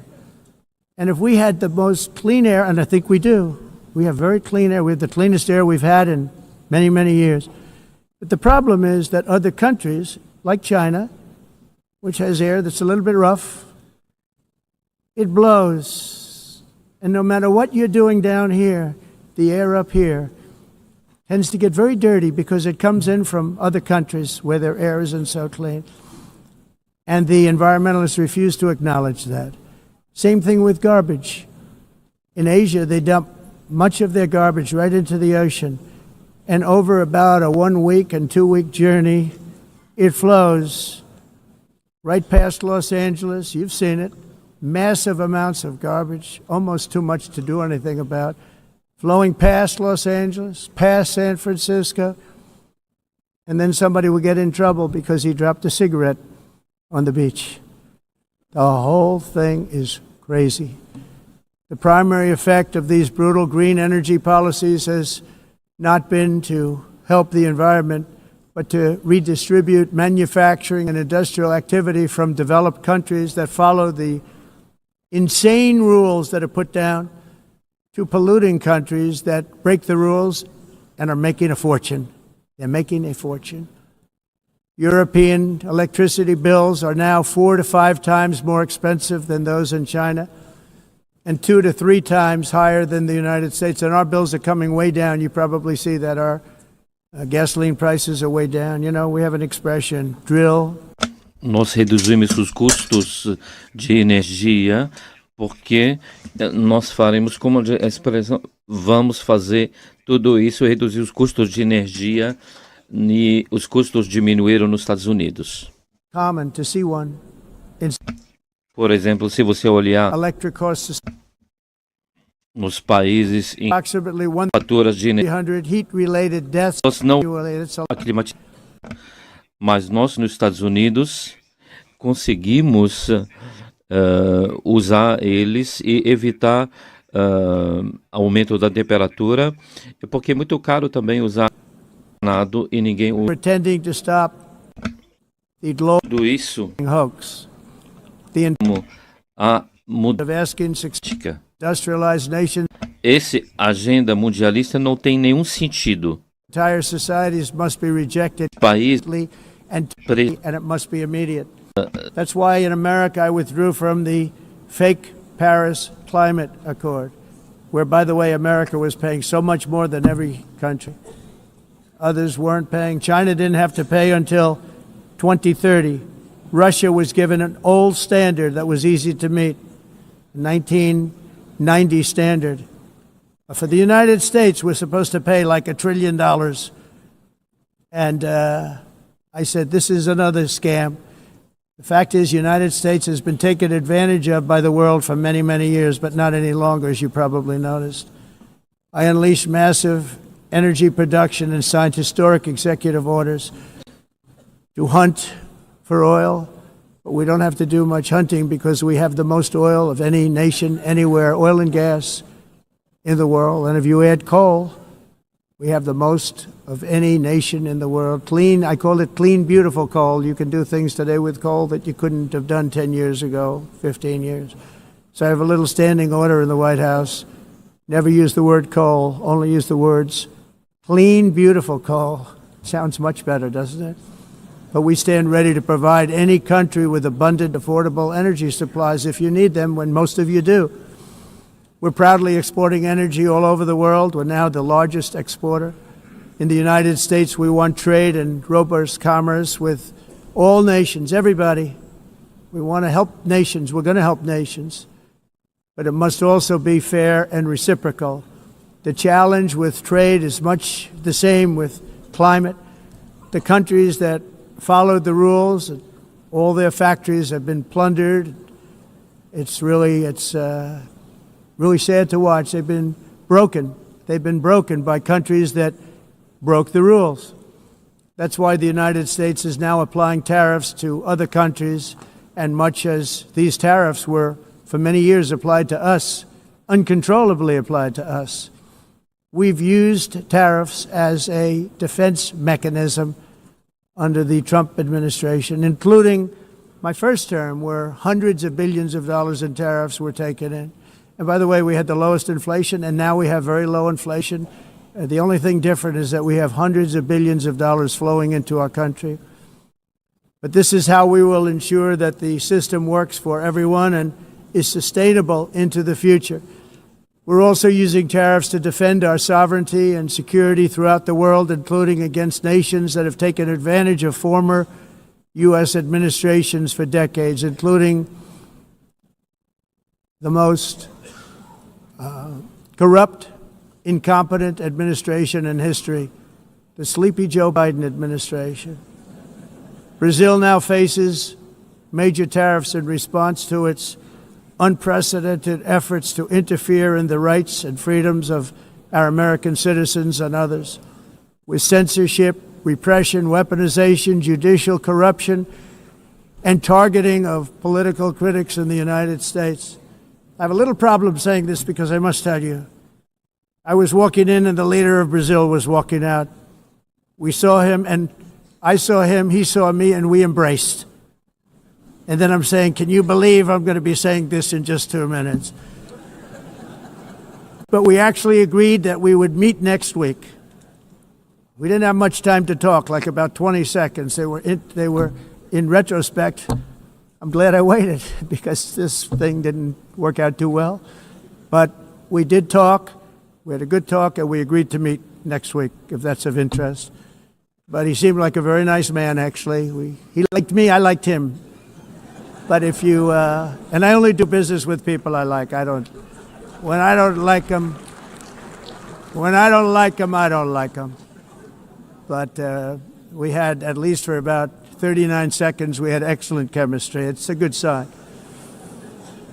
But also in the past, Brazil, can you believe this, unfairly tariffed our nation, but now because of our tariffs, we are hitting them back, and we're hitting them back very hard. As president, I will always defend our national sovereignty and the rights of American citizens. So I'm very sorry to say this, that Brazil is doing poorly and will continue to do poorly. They can only do well when they're working with us. Without us, they will fail, just as others have failed. It's true. Next year, the United States will celebrate the 250th anniversary of our glorious independence, a testament to enduring power and American freedom and spirit. We will also be proudly hosting the 2026 FIFA World Cup, and shortly thereafter, the 2028 Olympics, which is going to be very exciting. I hope you all come. I hope that countless people from all over the globe will take part of these will be great celebrations of liberty and human achievement, and that together we all can rejoice in the miracles of history that began in July 4th, 1776, when we founded the light to all nations. And it's something really that an amazing thing came out of that date. It's called the United States of America. In honor of this momentous anniversary, I hope that all countries who find inspiration in our example will join us in renewing our commitment, values, and those values really that we hold so dear. Together, let us defend free speech and free expression. Let us protect religious liberty, including for the most persecuted religion on the planet today. It's called Christianity. And let us safeguard our sovereignty and cherish qualities that have made each of our nations so special, incredible, and extraordinary. In closing, I just want to repeat that immigration and the high cost of so-called green renewable energy is destroying a large part of the free world and a large part of our planet. Countries that cherish freedom are fading fast because of their policies on these two subjects. You need strong borders and traditional energy sources if you are going to be great again. Whether you have come from north or south, east or west, near or far, every leader in this beautiful hall today represents a rich culture, a noble history, and a proud heritage that makes each nation majestic and unique, unlike anything else in human history or any other place on the face of the earth. From London to Lima, from Rome to Athens, from Paris to Seoul, from Cairo to Tokyo and Amsterdam to right here in New York City, we stand on the shoulders of the leaders and legends, generals and giants, heroes and titans who won and built our beloved nations, all of our nations, with their own courage, strength, spirit, and skill. Our ancestors climbed mountains, conquered oceans, crossed deserts, and trekked over wide open plains. They charged into thunderous battles, plunged into grave dangers, and they were soldiers and farmers and workers and warriors and explorers and patriots. They built towns into cities, tribes into kingdoms, ideas into industries, and small islands into mighty empires. You're a part of all of that. They were champions for their people who never gave up and who never, ever gave in. Their values defined our national identities. Their visions forged our magnificent destiny. Everybody in this room is a part of it in your own way. Each of us inherits the deeds and the myths, the triumphs, the legacies of our own heroes and founders who so bravely showed us the way. Our ancestors gave everything for homelands that they defended with pride, with sweat, with blood, with life, and with death. Now the righteous task of protecting the nations that they built belongs to each and every one of us. So together let us uphold our sacred duty to our people and to our citizens. Let us protect their borders, ensure their safety, preserve their cultures, treasure, and traditions, and fight for their precious dreams and their cherished freedoms. And in friendship and really a beautiful vision, let us all work together to build a bright, beautiful planet, a planet that we all share, a planet of peace and a world that is richer, better, and more beautiful than ever before. That can happen. It will happen. It will happen, and I hope it can happen and start right now, right at this moment. We'll turn it around. We're going to make our countries better, safer, more beautiful. We're going to take care of our people. Thank you very much. It's been an honor. God bless the nations of the world. Thank you very much. Bye.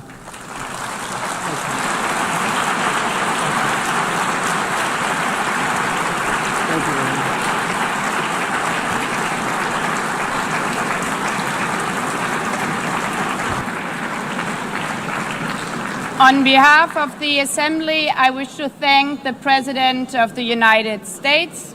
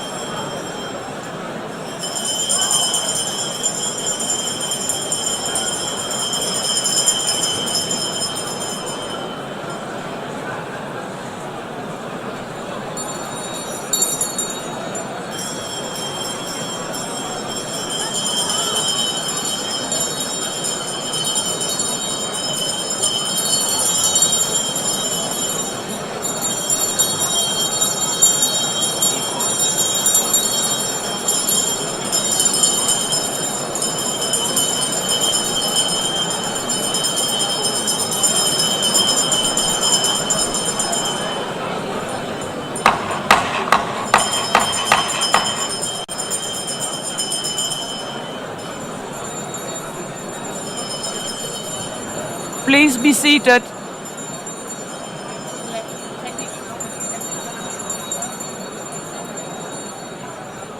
Please be seated.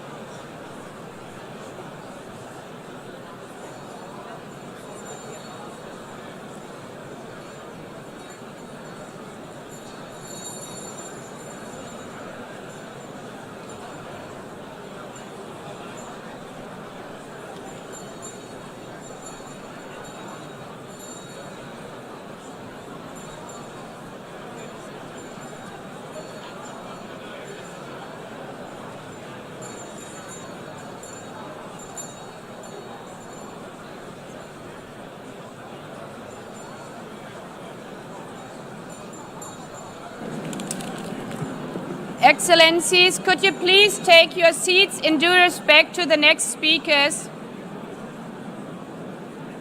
The second row, could you please take your seat right now?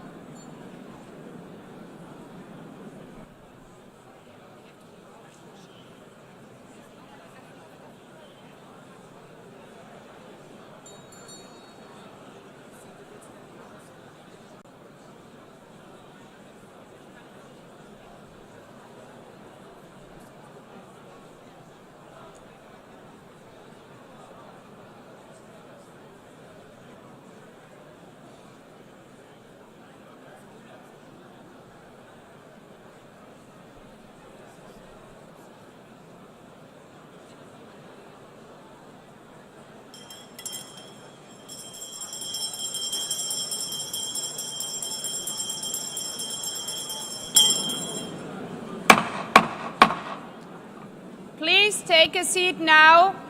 With due respect to the next speakers, I would kindly ask you, gentlemen in the left row, please take your seats.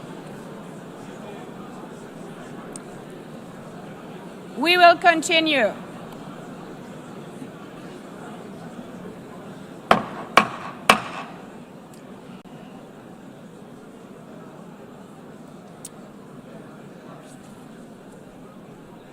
Excellencies, as we are receiving queries, I would like to assure you that don't worry, the UN teleprompters are working perfectly. And by this technical note, I would like to call on the next speaker. The Assembly will hear an address by His Excellency Prabowo Subianto, President of the Republic of Indonesia. I request protocol to escort His Excellency and invite him to address the Assembly.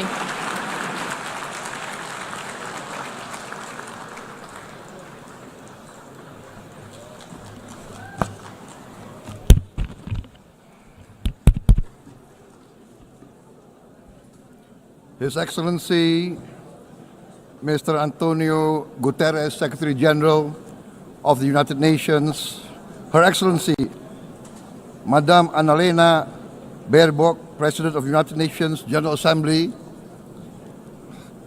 His Excellency Mr. Moses Abelian, Under-Secretary General for General Assembly and Management, Excellencies, Heads of States, Heads of Governments, distinguished delegates, ladies and gentlemen. It is indeed a great honor for me to stand in this august General Assembly Hall among leaders and representatives who represent almost all of humanity. We differ in race, religion, and nationality, yet we gather together today as one human family. We are here first and foremost as fellow human beings, each created equal, endowed with unalienable rights to life, liberty, and the pursuit of happiness. The words of the United Nations Declaration of Independence have inspired democratic movements across continents, including the French Revolution, the Russian Revolution, the Mexican Revolution, the Chinese Revolution, and Indonesia's own struggle and journey to freedom. It also gave birth to the Universal Declaration of Human Rights, adopted by the United Nations in 1948. All men are created equal was the creed that opened the way to unprecedented global prosperity and dignity. And yet, in our own era of scientific and technological triumphs, an era capable of ending hunger, poverty, and environmental ruin, we also continue to face today grave dangers, challenges, and uncertainties. Human folly, fueled by fear, racism, hatred, oppression, and apartheid threatens our common future. My country knows this pain. For centuries, Indonesians lived under colonial domination, oppression, and slavery. We were treated less than dogs in our own homeland. We Indonesians know what it means to be denied justice and what it means to live in apartheid, to live in poverty, and to be denied equal opportunity. We also knew what solidarity can do in our struggle for independence, in our fight to overcome hunger, disease, and poverty. The United Nations stood with Indonesia and gave us vital assistance.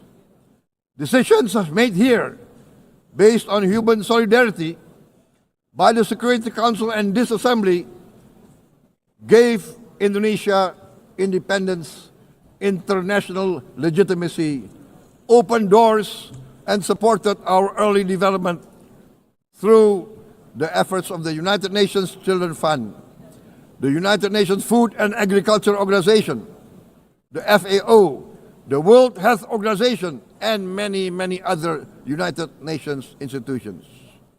And because of that, Indonesia today stands on the cusp of shared prosperity and greater equality and dignity. Madam President, Excellencies, our world today is driven by conflict, injustice, and deepening uncertainty. Every day we witness suffering, genocide, and blatant disregard for international law and human decency. In the face of these challenges, we must not give up. As the United Nations Secretary General said, we cannot give up. We cannot surrender our hopes or our ideals. We must draw closer, not drift apart. Together we must strive to achieve our hopes, our dreams.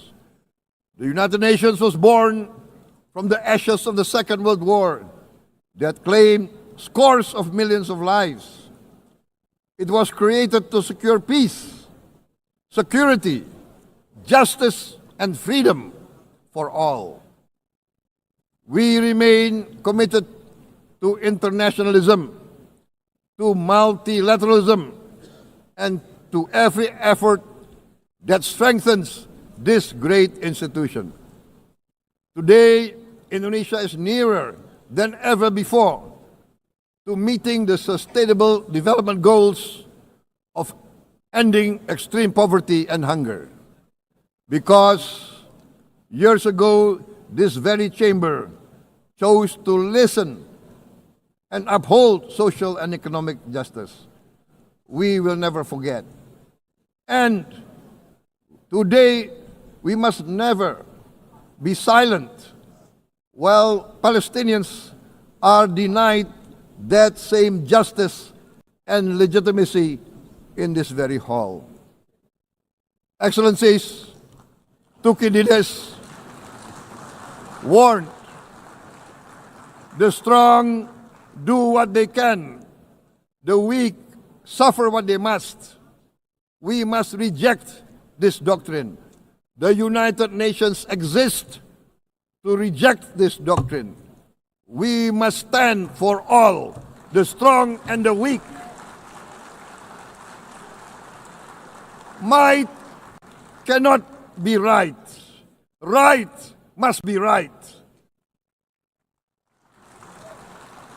Indonesia today is one of the largest contributors to United Peacekeeping Forces. We believe in the United Nations. We will continue to serve where peace needs guardians, not with just words, but with boots on the ground. If and when the United Nations Security Council and this great assembly decide Indonesia is prepared to deploy 20,000 or even more of our sons and daughters to help secure peace in Gaza or elsewhere, in Ukraine, in Sudan, in Libya, everywhere when the peace needs to be enforced, peace needs to be guarded, we are ready. We will take our share of the burden, not only with our sons and daughters, we are also willing to contribute financially to support the great mission to achieve peace by the United Nations. Madam President, Excellencies, I propose to this Assembly a message of hope and optimism, grounded in action and execution. Today, we heard the speech of Madam President, the President of the United Nations General Assembly. Yes, it is true what she said. Without the International Civil Aviation Organization, will we be here today? Will we sit in this great hall? Without the United Nations, we cannot be safe. No country can feel secure. We need the United Nations, and Indonesia will continue to support the United Nations. Even though we still struggle, but we know the world needs a strong United Nations. The world's population is growing. Our planet is under strain. Food, energy, and water insecurity haunt many nations. We choose to answer these challenges directly at home and to help abroad wherever we can. This year, Indonesia recorded the highest rice production and grain reserves in our history. We are now self-sufficient in rice, and we are starting now to export rice to other nations in need, including providing rice for Palestine. We are building resilient food supply chains, strengthening farmer productivity, investing in climate-smart agriculture to ensure food security for our children and for the children of the world. We are confident in a few years' time, Indonesia will be the granary of the world. As the world's largest island state, we testify before you that we are already experiencing the direct consequences of climate change, particularly the threat of rising sea levels. The sea level on the north coast of our capital city is increasing by 5 centimeters every year. Can you imagine in 10 years? Can you imagine in 20 years? For this, we are forced to build a giant seawall, 480 kilometers in length. It will take us maybe 20 years, but we have no choice. We have to start now. Therefore, we choose to confront climate change not by slogans, but by immediate steps. We are committed to meeting our 2015 Paris Agreement obligations. We aim to achieve net zero emission by 2060, and we are very confident we can achieve net zero emission much earlier. We aim to reforest more than 12 million hectares of degraded forest, to reduce forest degradation, to empower local communities with quality green jobs for the future. Indonesia is shifting decisively from fossil fuel-based development towards renewable-based development. From next year, most of our additional power generation capacity will come from renewables. Our goal is clear: to lift all of our citizens out of poverty and make Indonesia a hub for solutions to food, energy, and water security. Madam President, Excellencies, we live in a time when hatred and violence can seem to be the loudest voices. But beneath this loud noise lies a quieter truth, that every person longs to be safe, to be respected, to be loved, and to leave a better world to their children. Our children are watching. They are learning leadership not from textbook, but from our choices. Today, still, a catastrophic situation in Gaza is unfolding before our eyes.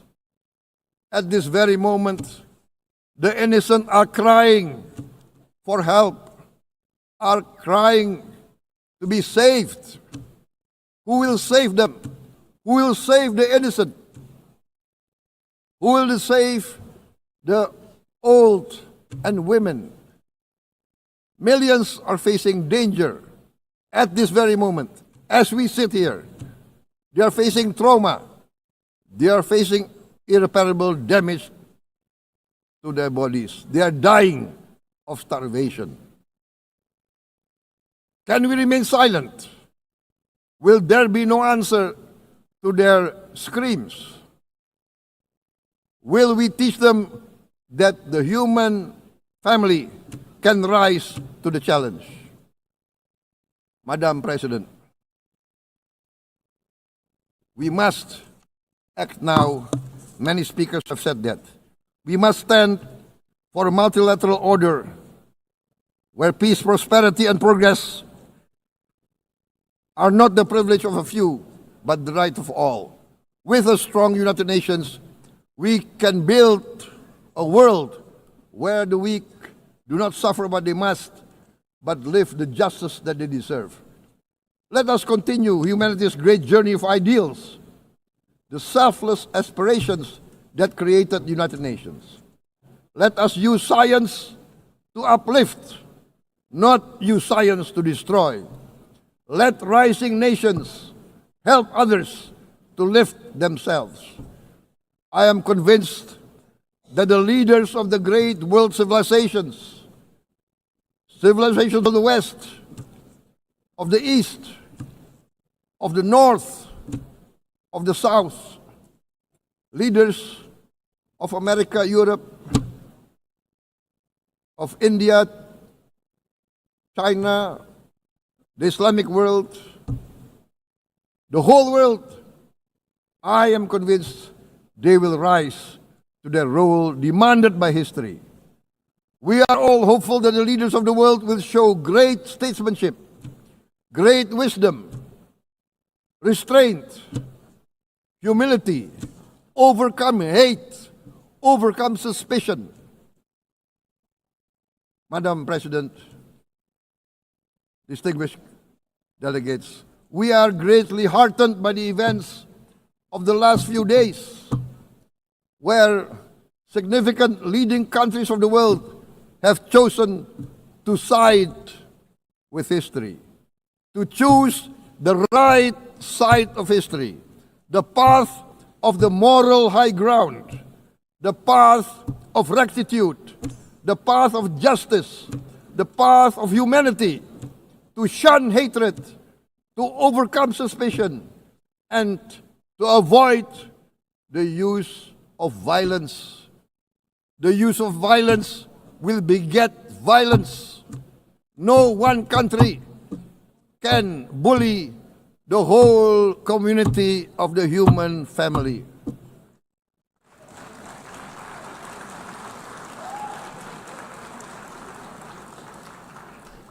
We may be weak individually, but the sense of oppression, the sense of injustice has proven in the history of mankind that this sense of injustice, this sense of oppression will unite into a strong force that will overcome this oppression, that will overcome this injustice.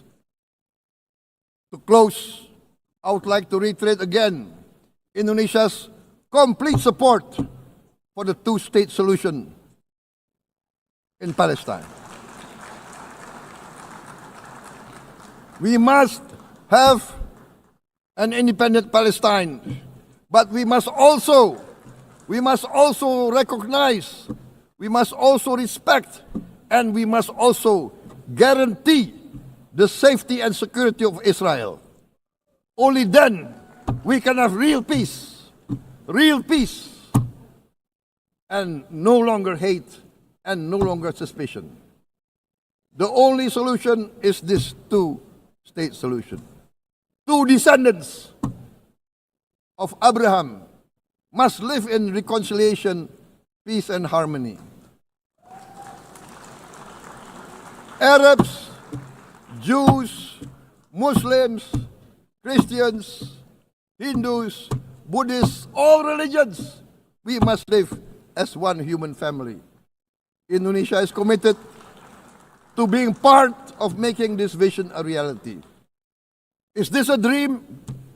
Maybe, but this is the beautiful dream that we must work together towards. Let us work towards this noble goal. Let us continue humanity's journey of hope, a journey started by our forefathers, a journey that we must complete. Thank you. Wassalamualaikum warahmatullahi wabarakatuh.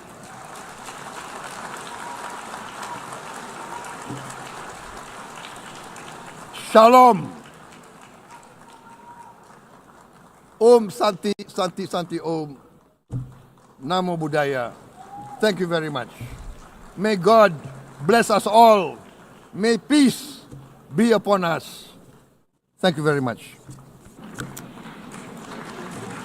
Thank you. On behalf of the Assembly, I wish to thank the President of the Republic of Indonesia.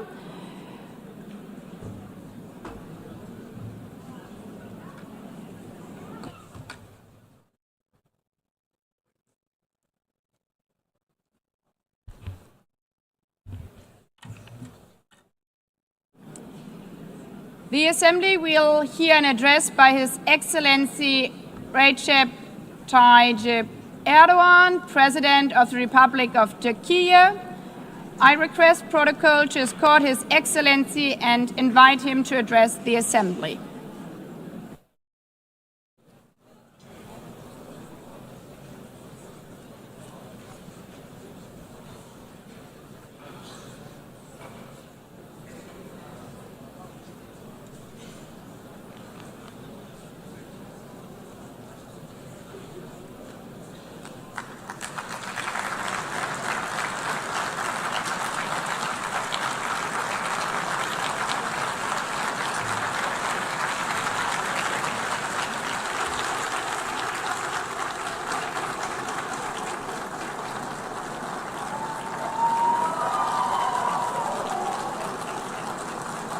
Sayın Başkan, Excellency President of UNGA, Excellencies Heads of State and Government, Distinguished Secretary General, distinguished delegation members, on behalf of myself and my nation, I greet you all with most heartfelt feelings.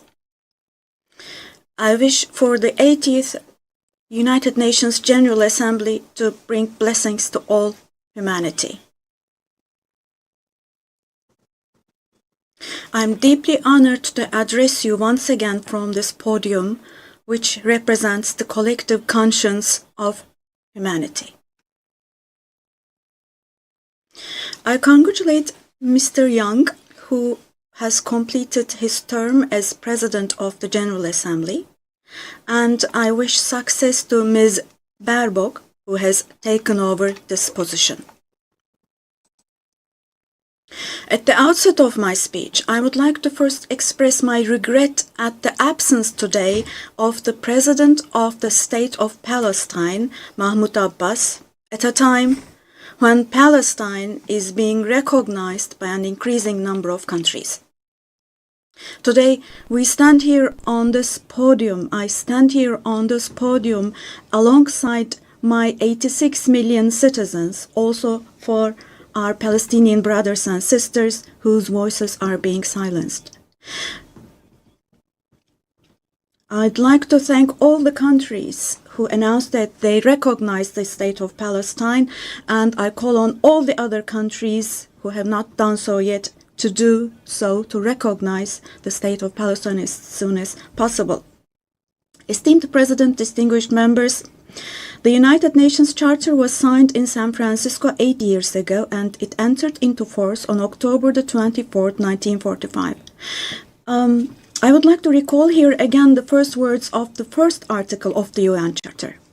Quote, "The purpose of the United Nations is to maintain international peace and security."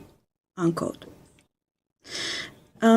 As we celebrate the 80th anniversary of the UN in this hall, grave events are unfolding in many parts of the world that cast a shadow over the very first words of the UN Charter's opening article.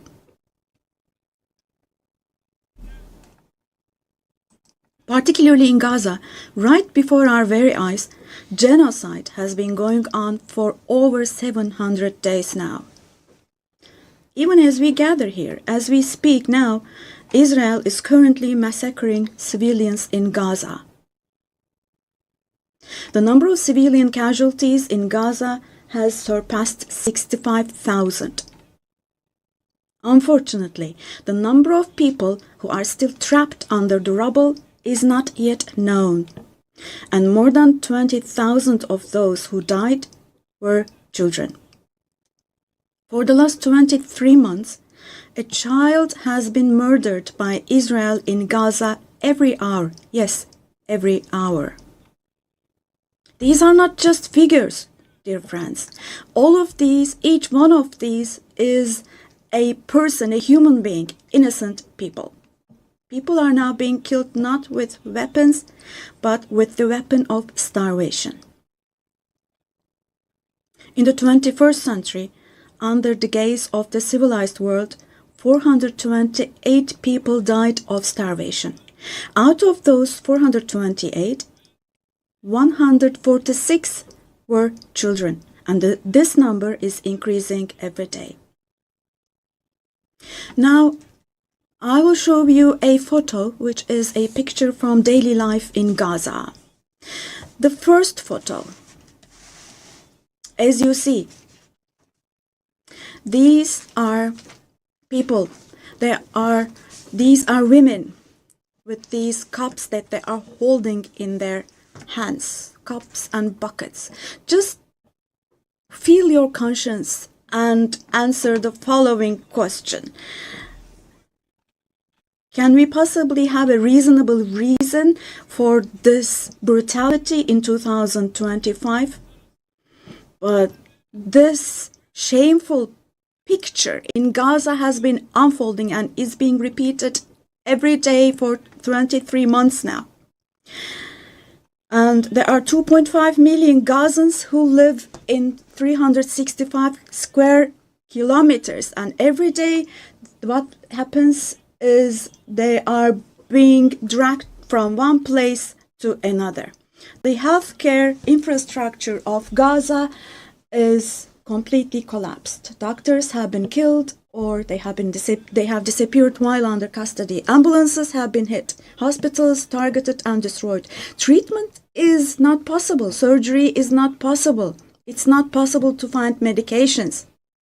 Now, dear friends, as Tayyip Erdogan, with a heavy heart, with my heart bleeding here, I am telling you, innocent little ones, just 2 or 3 years old, without hands, arms, or legs, have become, unfortunately, a common sight to see in Gaza.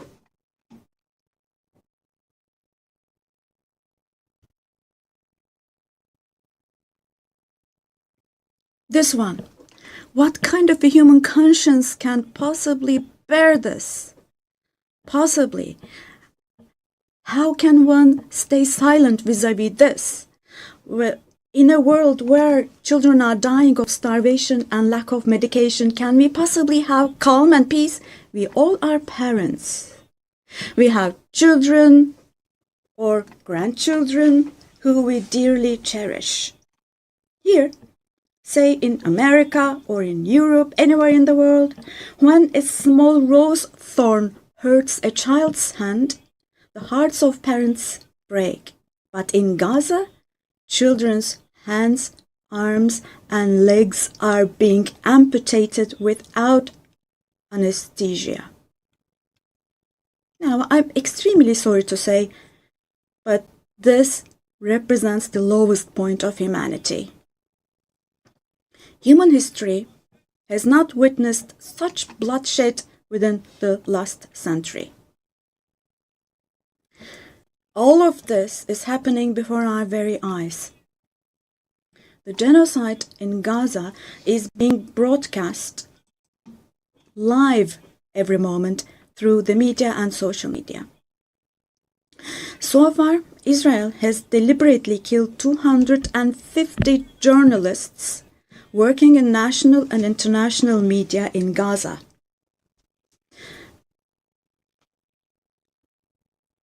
And they have closed all the entrance into Gaza, but they still have not been able to cover up the genocide.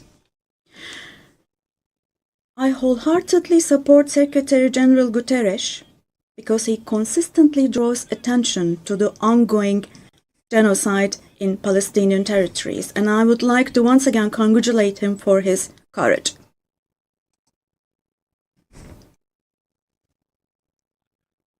But the United Nations has not even been able to protect its own personnel in Gaza, unfortunately.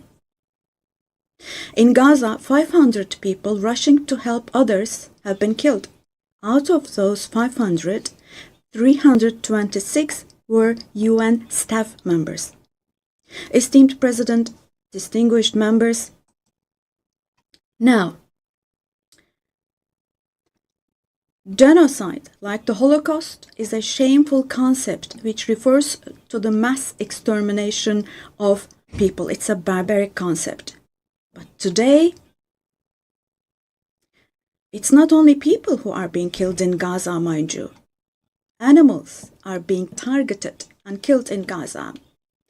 In Gaza, agricultural land, gardens, trees, grass, century-old olive trees are being destroyed. In Gaza, water supplies are being destroyed and polluted. Buildings, homes, libraries, hospitals, schools, mosques, churches, and historical structures in Gaza are being deliberately destroyed.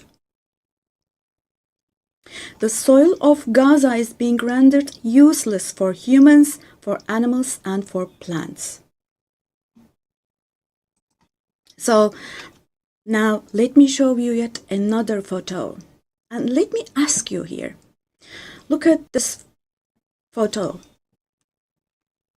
What could this photo here possibly have to do with security concerns? This is being against life, don't you think? Let me state this openly from this podium. There is no war in Gaza. We cannot possibly talk about the presence of two sides in Gaza. Because in Gaza, on one side... Download Tribun X sekarang. Menghadirkan lokal menjadi Indonesia.